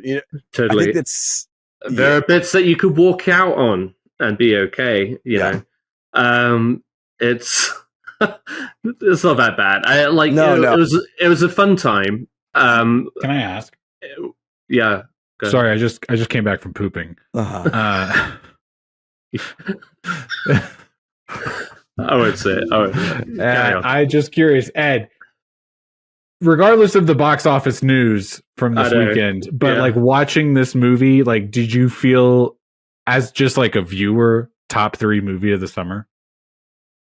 Like box office? Yeah, but just like on vibes, like when you walked away, were you like, this could totally be, because isn't that where you put Fall Guy top 3? Yeah, but then like, see, I was thinking like, surely Bullet Train didn't make that much money, and that fucking did, and that was like post-pandemic. You know what I mean? Yeah. So again, maybe it's something that'll have legs, and at this point, it's really just like, I want it to make money just for my I will say this: the word of mouth from this podcast hasn't been great. No, actually. Audience, decide for yourself. Please let us know. It's so diverse because I have people who I really like. Oh, you and me are simpatico and like our taste, and they're like, I really liked it. It was good, and I was like, whoa, I didn't see that coming. I feel like, but with that being said, I think there is something at least to enjoy. Yes, something to take out of it. Whether it's the chemistry, whether it is the fun stunts. Whether it is Jean-Claude the dog, like if you want the bit out of that kind of action rom-com kind of thing, it's there, and it'll kind of check that box. And again, like Perfect Date Night in contrast to Kingdom of the Planet of the Apes or whatever. I was about to say it could make a great highlight reel, which it did. It made a great trailer. That's what I think. That's the only thing is like I think that's David Leitch as the director. That's really just David Leitch. I think there was just so many things hyping it up, and the fact that it was like a love letter stunt. I think I just overhyped myself to it. Me too. Maybe that's why I am kind of like being sour on it. Overhype is a bitch. It's the worst thing. It creeps up on you. It gets you, and it's hard to avoid these days too. Like I am trying very hard, like about things like Furiosa and stuff like that, and it's like when you start getting those it's all clickbait at the end of the day, isn't it? Yeah. So anyway, but Fall Guy, there it is. We did it. Good. I'm glad we talked about this and connected. Me too. Gotta strike while it's hot. Yeah. While it's lukewarm. If we hadn't talked about this, it would have been pretty sad. Guys, something. Right. Good night. Something I've been trying hard to watch, okay? And I finally sat down recently and watched it. To rewatch it. No, hang on a second. This better not be what you're about to say, because everyone's seen this. So we recently, got a 3-month subscription to Apple TV Plus. Oh, okay. Oh, yeah, okay. Okay. No, I'll pivot later. We've finally have just been like trying to use our Apple TV because we got a few months left on it, and Kristen's been watching she works from home, so she has TV on in the background while she works, and so she'll fly through TV shows. You know what I mean? And I'll be like like first off, it was Netflix for the longest time. Right now, it's Apple TV Plus. Yeah. We were watching the show Loot with Maya Rudolph, and I was kind of like hit or miss on it. But the show that she got me to actually watch, which I was surprised about because I've tried to watch this a couple times, is Ted Lasso. Yes, I know. The internet loves this show. And that was one of the reasons why hype, you know what I mean? We were talking about that a second ago, that I just kind of was like, I'm just going to not get into this. But we watched the first 2 episodes. And by the end of the second episode, it's the Biscuits episode. Yeah. My jaw dropped when they reveal like where he's getting those cookies every day. And I was like, I get it. Okay. Like I just immediately understood where we were going. And I was like, I want to see more of this. So of the 2 shows, Loot and we also started Severance and Ted Lasso. We're trying Severance to do like, is good too. We're trying to do all the Apple shows. Like Ted Lasso is the one that I'm going to be like hyper focused on for the next week or 2. So good, good luck to you guys. That's all I'm going to be talking about. That's going to be a fun journey. I'm so excited for you. I'm ready to do it. I think it's time. I get it. I was I was surprised at how hard, like almost tears in my eyes laughing when they cut to the clip of him. Very beginning, first episode. I've seen this clip so many times on the internet where he's like dancing with the football players in the locker room. Something about when they cut to it and he was just so like earnestly dancing with them. I mean, I was like crying with laughter. Yeah. I love that these like heartwarming, touching moments are like juxtaposed to like these moments where he has to be like kind of tough and stern. And it's slight right now. I feel like maybe I'll see a little bit more, maybe a little bit later, but in his nature, you know what I mean? Yeah. So I'm excited. I can't wait to watch more of it. I have in 2 episodes have become a fan, so I will get through it now. Yeah. Can I show you guys something? Ooh, wow. Oh yeah, I've seen those. I have seen those. Yeah, I like those. Ed just picked up a AFC Richmond sandal. Yeah. Find us on YouTube. Good job, Ed. Do it. Ed, is there any other like soccer club that you're into right now? Yes. Thank you. Luis, wake up. We're almost done, okay? Yeah. I'll speed through this. So at 4:55 a.m. Okay. I was going hard on Abbott Elementary for a bit, and then we talked about Fleabag. So I ended up watching Fleabag. You stopped watching Abbott Elementary to go to Fleabag? Just temporarily, because I was just like, man, I did love Fleabag so much, and it's so short, Miguel, and it's not even funny. It's dramatically short. 6 episodes per season, and there's 30 minutes per episode. Not even, Yeah. But Miguel, if you're riding high on this like English vibe by the end of Ted Lasso, jump into Fleabag. Miguel, you can finish a whole season equals a Martin Scorsese film. Y'all, stop. Okay, I will watch the shows that I watch when I get to them. Okay, Ed, when we win the summer movie wager, we're getting. You want to Fleabag me? You want to Fleabag me, baby? Yeah, do it. You'll be so grateful. Anyway, so I powered through it. It's still great. Definitely one of the best shows ever. And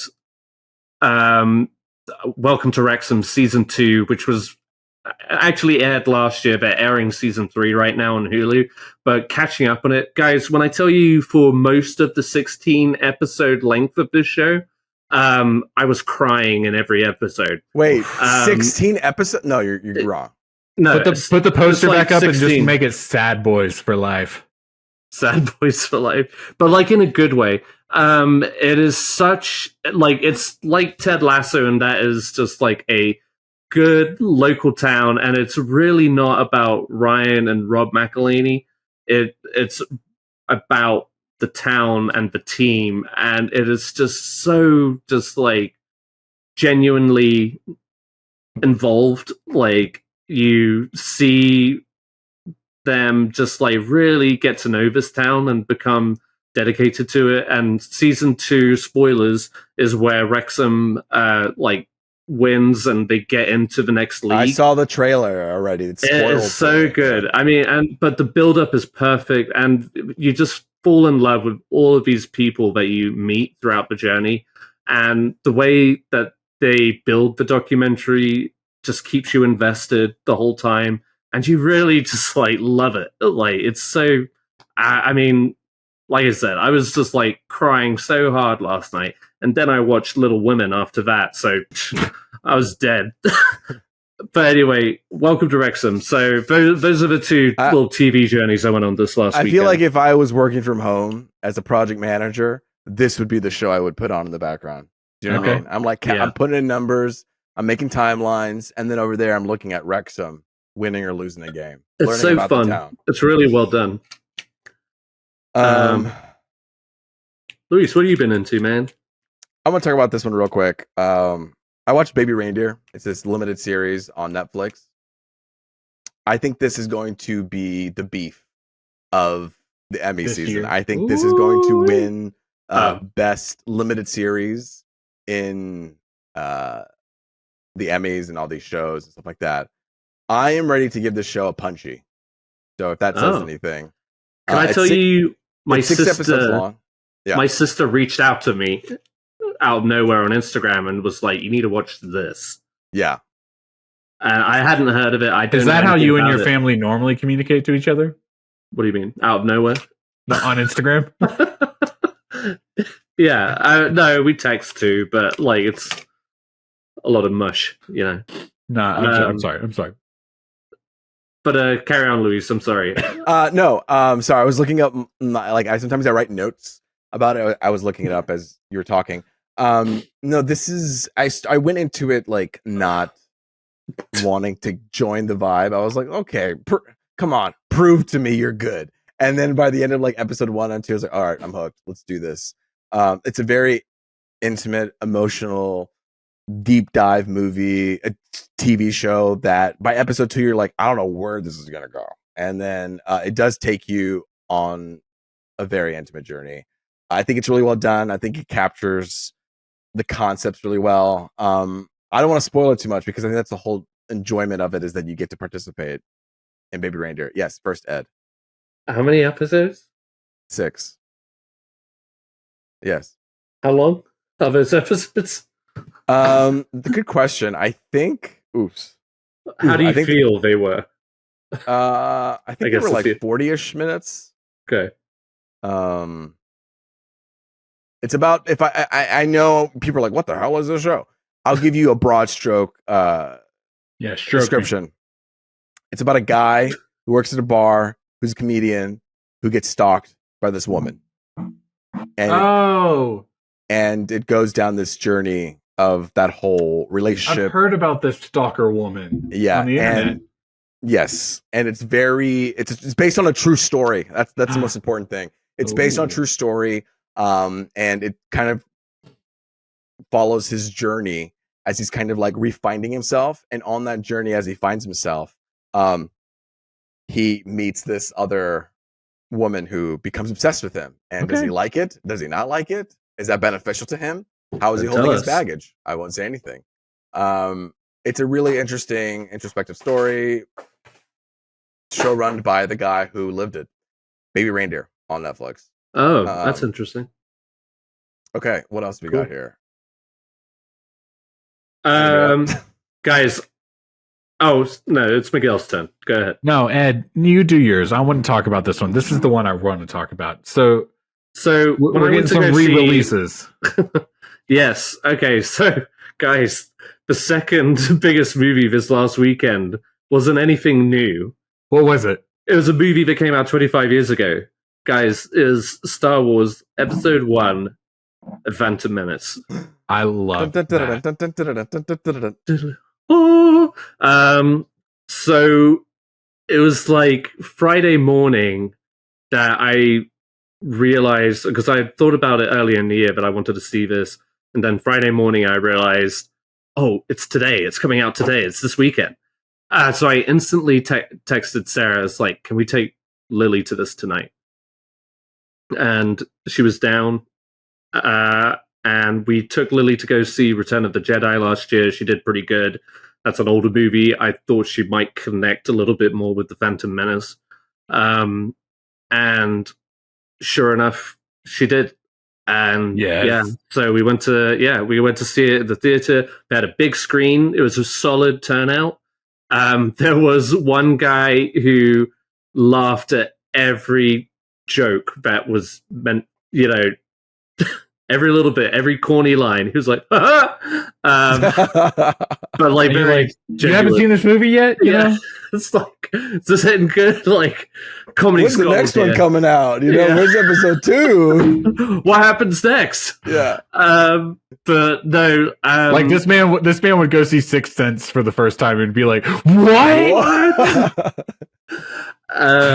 But man, yeah, so this is a movie I felt so nostalgic towards. Like as a kid, I saw it like 5 times in theaters. It was like Star Wars was like the biggest thing. Like I was collecting like the Pepsi cans, the just like every possible merchandise you could think of. I was trying to build up.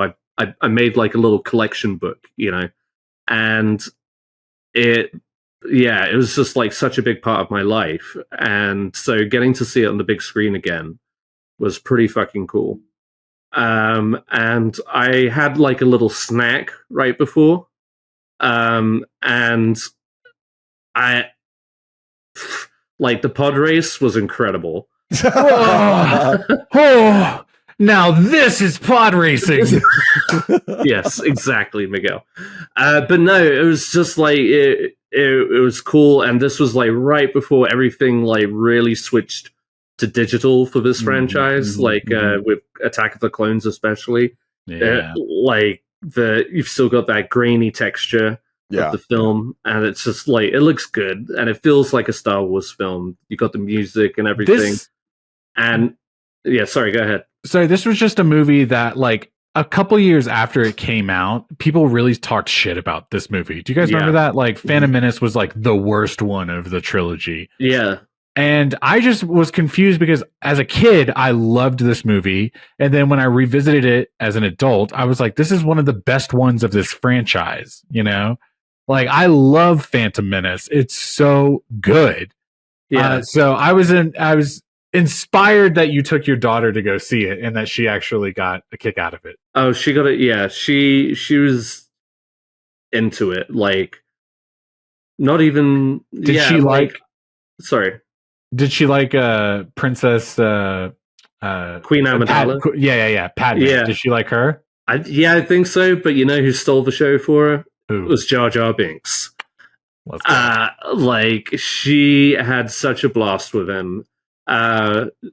She thought it was so funny. It was like I was thinking it was all the shit that made me laugh as a kid. You know what I mean? Like she same kind of energy. She she asked questions and stuff, and I tried to because she was like, you were like when she realizes right, shut up. When she realized like Padme or the Queen, like switch roles or whatever. She was like, she's actually the Queen. I was like, right? Yeah. I actually like grabbed her arm when those big breach doors open and Darth Maul's standing right behind it, because that was the point that got me every time in theater. I'm sure it did for all of us, but I had that gut feeling, like that my gut sank, and I'm just like, oh, we're about to see something epic. And it was so cool to see that on the big screen again. Did she like that moment? That not just that moment, but that whole fight scene up until Qui-Gon? Yeah, and well, that was like the build up, especially at the end leading up to Qui-Gon getting killed. When they've got those barrier walls. Yeah.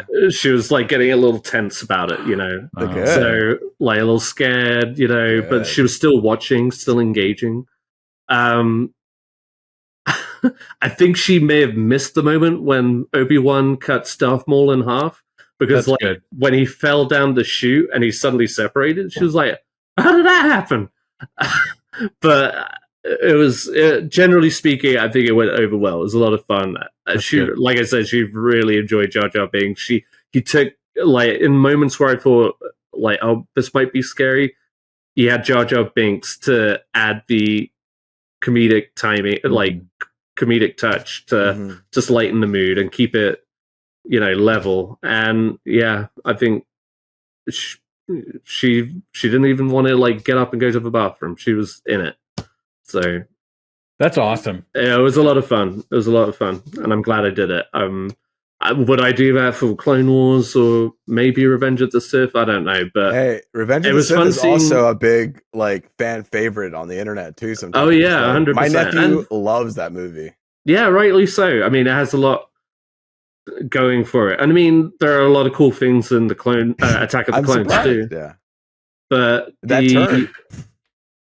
Yeah, no, I mean, I love a little bit about all Star Wars except Rise of the Skywalker, but maybe that'll pass in time. But yeah, no, it was cool. I don't know how long it's staying in theaters, but that shit made money this weekend.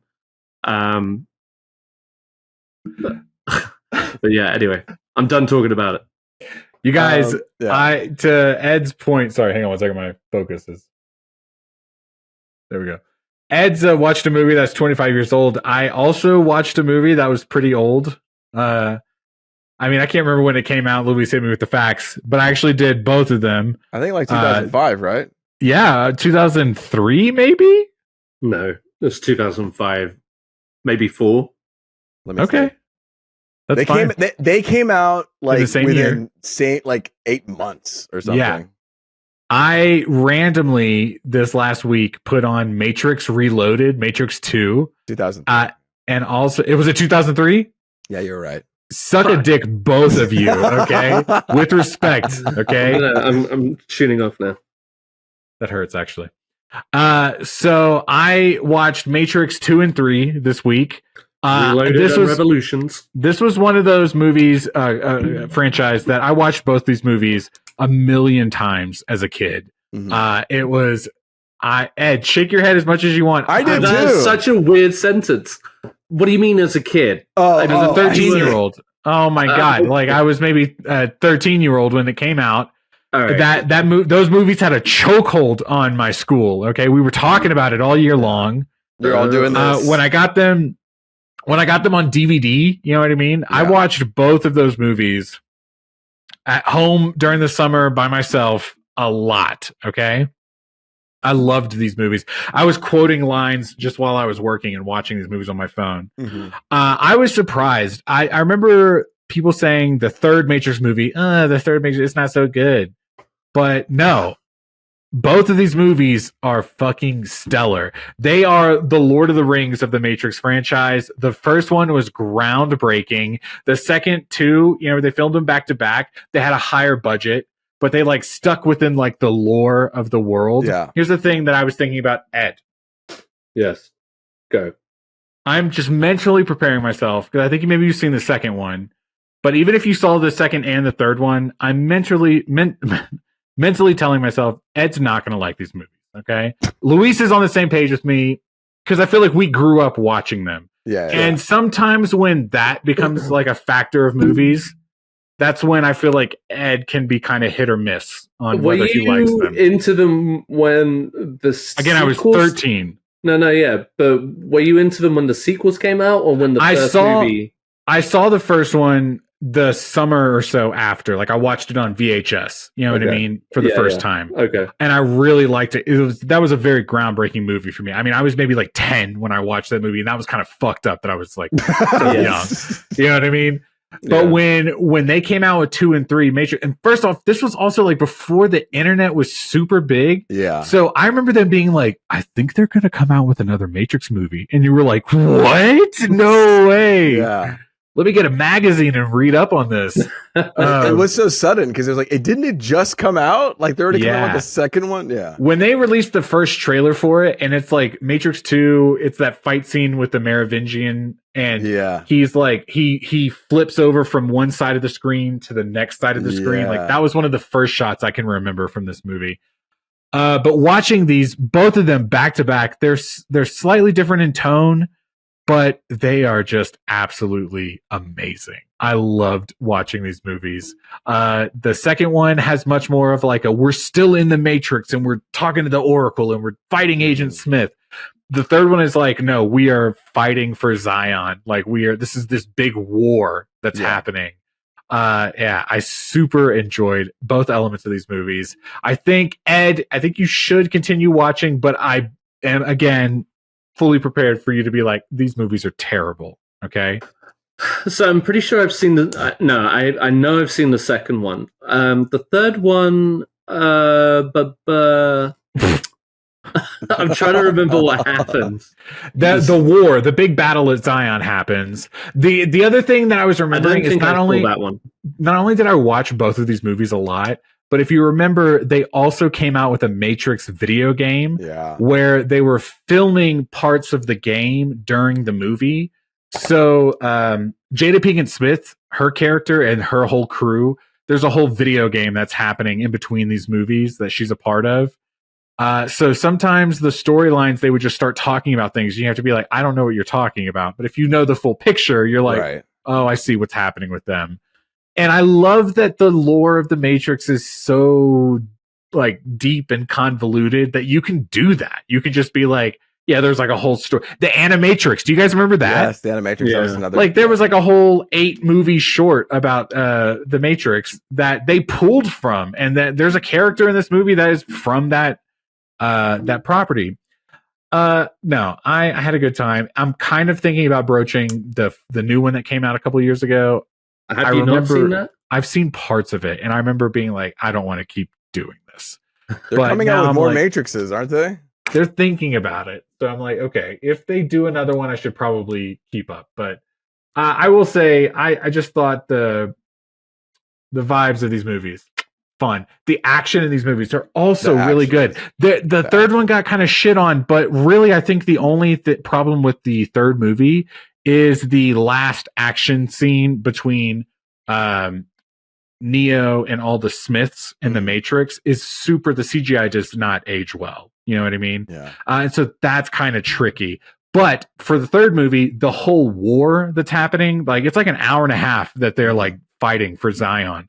I was on the edge of my seat, and I loved that they had different characters that they just cropped up for the first time in the whole trilogy in this movie, and I felt connections to them. You know what I mean? Mm-hmm. I promised myself I was not going to overtalk this. I will just say I've had a good time watching them. Okay. I like this franchise. I'm not trying to convince Luis here. You know what I'm saying? It's me. Ed. I'm the problem. I get it. Real quick, guys, can I bend your ear for one thing? And we could save it for afterwards. But I had like a theory that crossed my mind during Phantom Menace, but I realized we've moved past that. I honestly wish I hadn't even fucking brought up Matrix. If you I'm really glad you brought that up because it's making me want to rewatch it the way that you get hyped about it. It's like, okay, I want to revisit this movie. Like it makes me want to conclude it anyway. It makes me want to get into the world of it. So anyway, back to what I was talking about. Luis, you also revisited an old franchise. I've revisited an old franchise. All this time, basically. Oh, here we go. Here we go. I watched Tim Burton's Planet of the Apes. No, I'm kidding. I did actually watch that, but no, really, I watched the very first Planet of the Apes, the one that came out in Andy Serkis. Wait, hold on, time out. Ed, you were going to say something about Phantom Menace. Why, are you going to say something about that or no? Because it's like a whole separate tangent, and we already moved past it. Like, I'll talk to you guys at the end about it, and you can decide to include it or not. All right, so Planet of the Apes came out in 1968. Okay, I was going to say 70, but that is an old ass movie. It's crazy what they're able to pull off with like the makeup and the whole situation. I'm doing this because I'm kind of getting ready for Kingdom of the Planet of the Apes. Now, I remember seeing some of these movies on like TNT, TBS, all these things, but then I don't really remember them strongly or thoroughly, or like the whole like, okay, there's pieces, but then what happened and how did they get here and how did the fifth one end? Guys, let me just say that this movie takes chances. This whole like first 5 things, like they got different tones and vibes. Like the second one is so sci-fi lore-y. The third one is like the 70s light romp. The fourth one has this like documentary shaky vibe that becomes like this liberation story. The fifth one's like a mythic, like it takes different like angles of this story, and it's all it all runs on concept, you know. It's kind of you guys know about the whole Planet of the Apes concept. I think it's a movie of its time, and I did find myself like at the edge of my seat being like, wait, what is going to happen? We are in a tense situation right now. We need to get out of this and we need to escape because the danger is real. And they were able to color it differently within each movie. No movie is the same as the other, which I kind of really enjoyed. I did not realize that you were going to talk about the original Planet of the Apes movies. I thought you were about to be like, let me recap the Matt Reeves movies, which I just watched. So I'm like, I'm all on board. Oh, okay. Yeah. You're selling me on this. I never would have thought to go back and watch those movies. And they're short too. Like the first one I think is a longer one. But then it's like an hour and a half. You just pop them in. Each one is like, holy shit, this is how it is. I like that. That's cool. And then it's like, okay, you know that concept? Well, we're not doing that same thing again. We're going to do something else. Except for the second one, I would say. But the second one also goes a little bit crazy. That's beneath, right? Beneath the Planet of the Apes. Okay. Yes. You got Planet of the Apes. I'm gonna watch it. Okay. No. I've seen the first one, and my sister had the whole VHS collection. Yeah. And so I watched the first one and I enjoyed it. But I think I must have watched like a trailer that there's old VHS trailers that highlighted the rest of the franchise. The collection now on video. And it's like Beneath, War, it's different. Battle for. Yeah. Battle for. It's different when you see it play out. Exactly. And I was just like, this looks like it gets real fucking weird. I don't know. And in its very nature, like Planet of the Apes could be viewed as like B-movie that fodder, third one I got a little bit, not as like high classy as the first one, but it still was different. Yeah, well, no, that was just my perception, and it also just came out during that time, you know, with like old prosthetics and stuff, which looked good. The first one I thought was really just like, wow, like you said, it took a lot of risks. Like it kills off the human cast right in the. Oh, sorry. Yeah, don't. But anyway, I'll stop. But yeah, that's interesting. I've been tempted to go back. I've just kind of like put it off. You sold it. I watched the Matt Reeves one too. Same. I did the Matt Reeves one. I did that trilogy recently, just kind of on a whim, and I'm ready to talk those. But you're just kind of selling me on these old ones. I think if you did you also do you said the Tim Burton one too? Okay, so I finished that, and I'm like, all right, let's keep going down this timeline of Planet of the Apes movies. I watched Tim Burton, and that movie is not good. Like I don't remember it being good or bad. But I do remember the impact it had. I mean, like look. The performances and the makeup were like, okay, let's upgrade the makeup to be more realistic because, in the first one, 1968, the mouths were like little like coconut cups and they were going up and down. And then in the new one, they were like attached to the lips. And I was like, oh, wow, you can really see the movement and everything seemed very realistic. And you have, was it Tim Roth doing the performance like of his evil guy? It's a kind of a different great cast. Michael Clark Paul Duncan, Giamatti, Helena Bonham Carter. Yes. It just like, I don't really want to get into why I didn't like it because I don't want to waste our time here. But like, it just wasn't as. I just feel like there was like not really any stakes there, and I feel like the apes are acting too human, and it was just like, what is this going on? What's going on here? Like, it was too schmackety. Like, they're too much acting like humans, and it's like that's not why I'm here. Mark Wahlberg doesn't feel threatened at all by the whole situation. There's a love triangle that doesn't work at all. It just like. They insinuate things. It's like, wait, you guys just barely met and you have some sort of weird relationship. And then Tim Roth does a really good job of selling. Like there are moments when the performances are really good. And then I rolled into, what was it? Rise, Dawn, which was the first one with Rise, Dawn. Okay. War. I never saw Rise and I don't actually think I've seen Dawn. I've seen War. On a plane, but I don't remember it. It was out of context. I know. Don't even talk about this franchise if you're gonna do that. Like okay. What I love about this is that Planet of the Apes, the old one, is like running on concepts. I just finished Rise yesterday, and this thing is running on personal connective emotion. So I was here for the first one, the Rise one. Crying. I was in tears.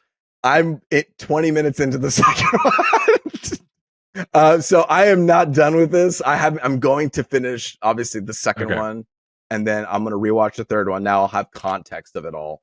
Yeah. And so I was like, I guess I'm going to watch Kingdom when it comes out. Luis, could I say I thought you were talking about this franchise, like the current one? No, Planet of the Apes, the first one. Yeah. Right. And I knew Miguel had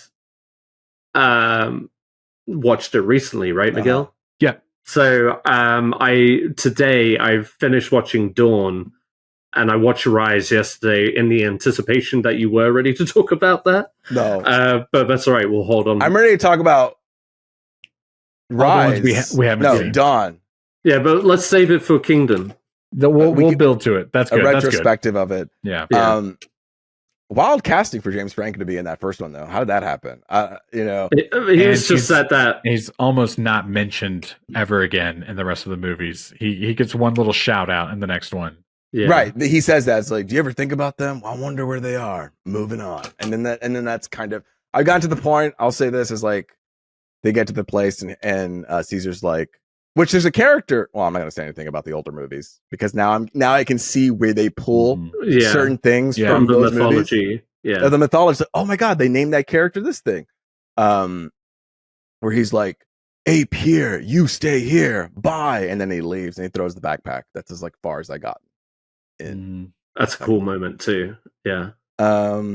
So yeah, no. One thing I wanted to say about that first movie is, man, it is emotional and efficient. It is does such a good job of delivering what it needs to in an effective time because that movie is like an hour 45 or something. Yeah, it's very short. It has to go through a lot of things. Yeah. To get where it needs to go. Anyway, tune in next week when I talk about the rest of that series. I'm gonna be caught up too, dude. I'm about to watch all of these movies, dude. Let's do it, guys. Challenge. Let's go. We'll talk a little bit more after this podcast because I got to tell you something about it. That's it, everybody. I think we talked about everything we're into. I was super hyped to talk about all the stuff we talked about. Tune in next week where we're gonna maybe talk about Kingdom of the Planet of the Apes. I'm planning on seeing it. So. Go to our Instagram. Look at our link in the bio if you want to if you want to keep up with the summer box office, summer movie wager. See who's winning. And until next time, it's been me, Luis Gonzalez, and with me has been Miguel Sanchez and Ed Bull. Until next time, later, Gators. Oh yeah.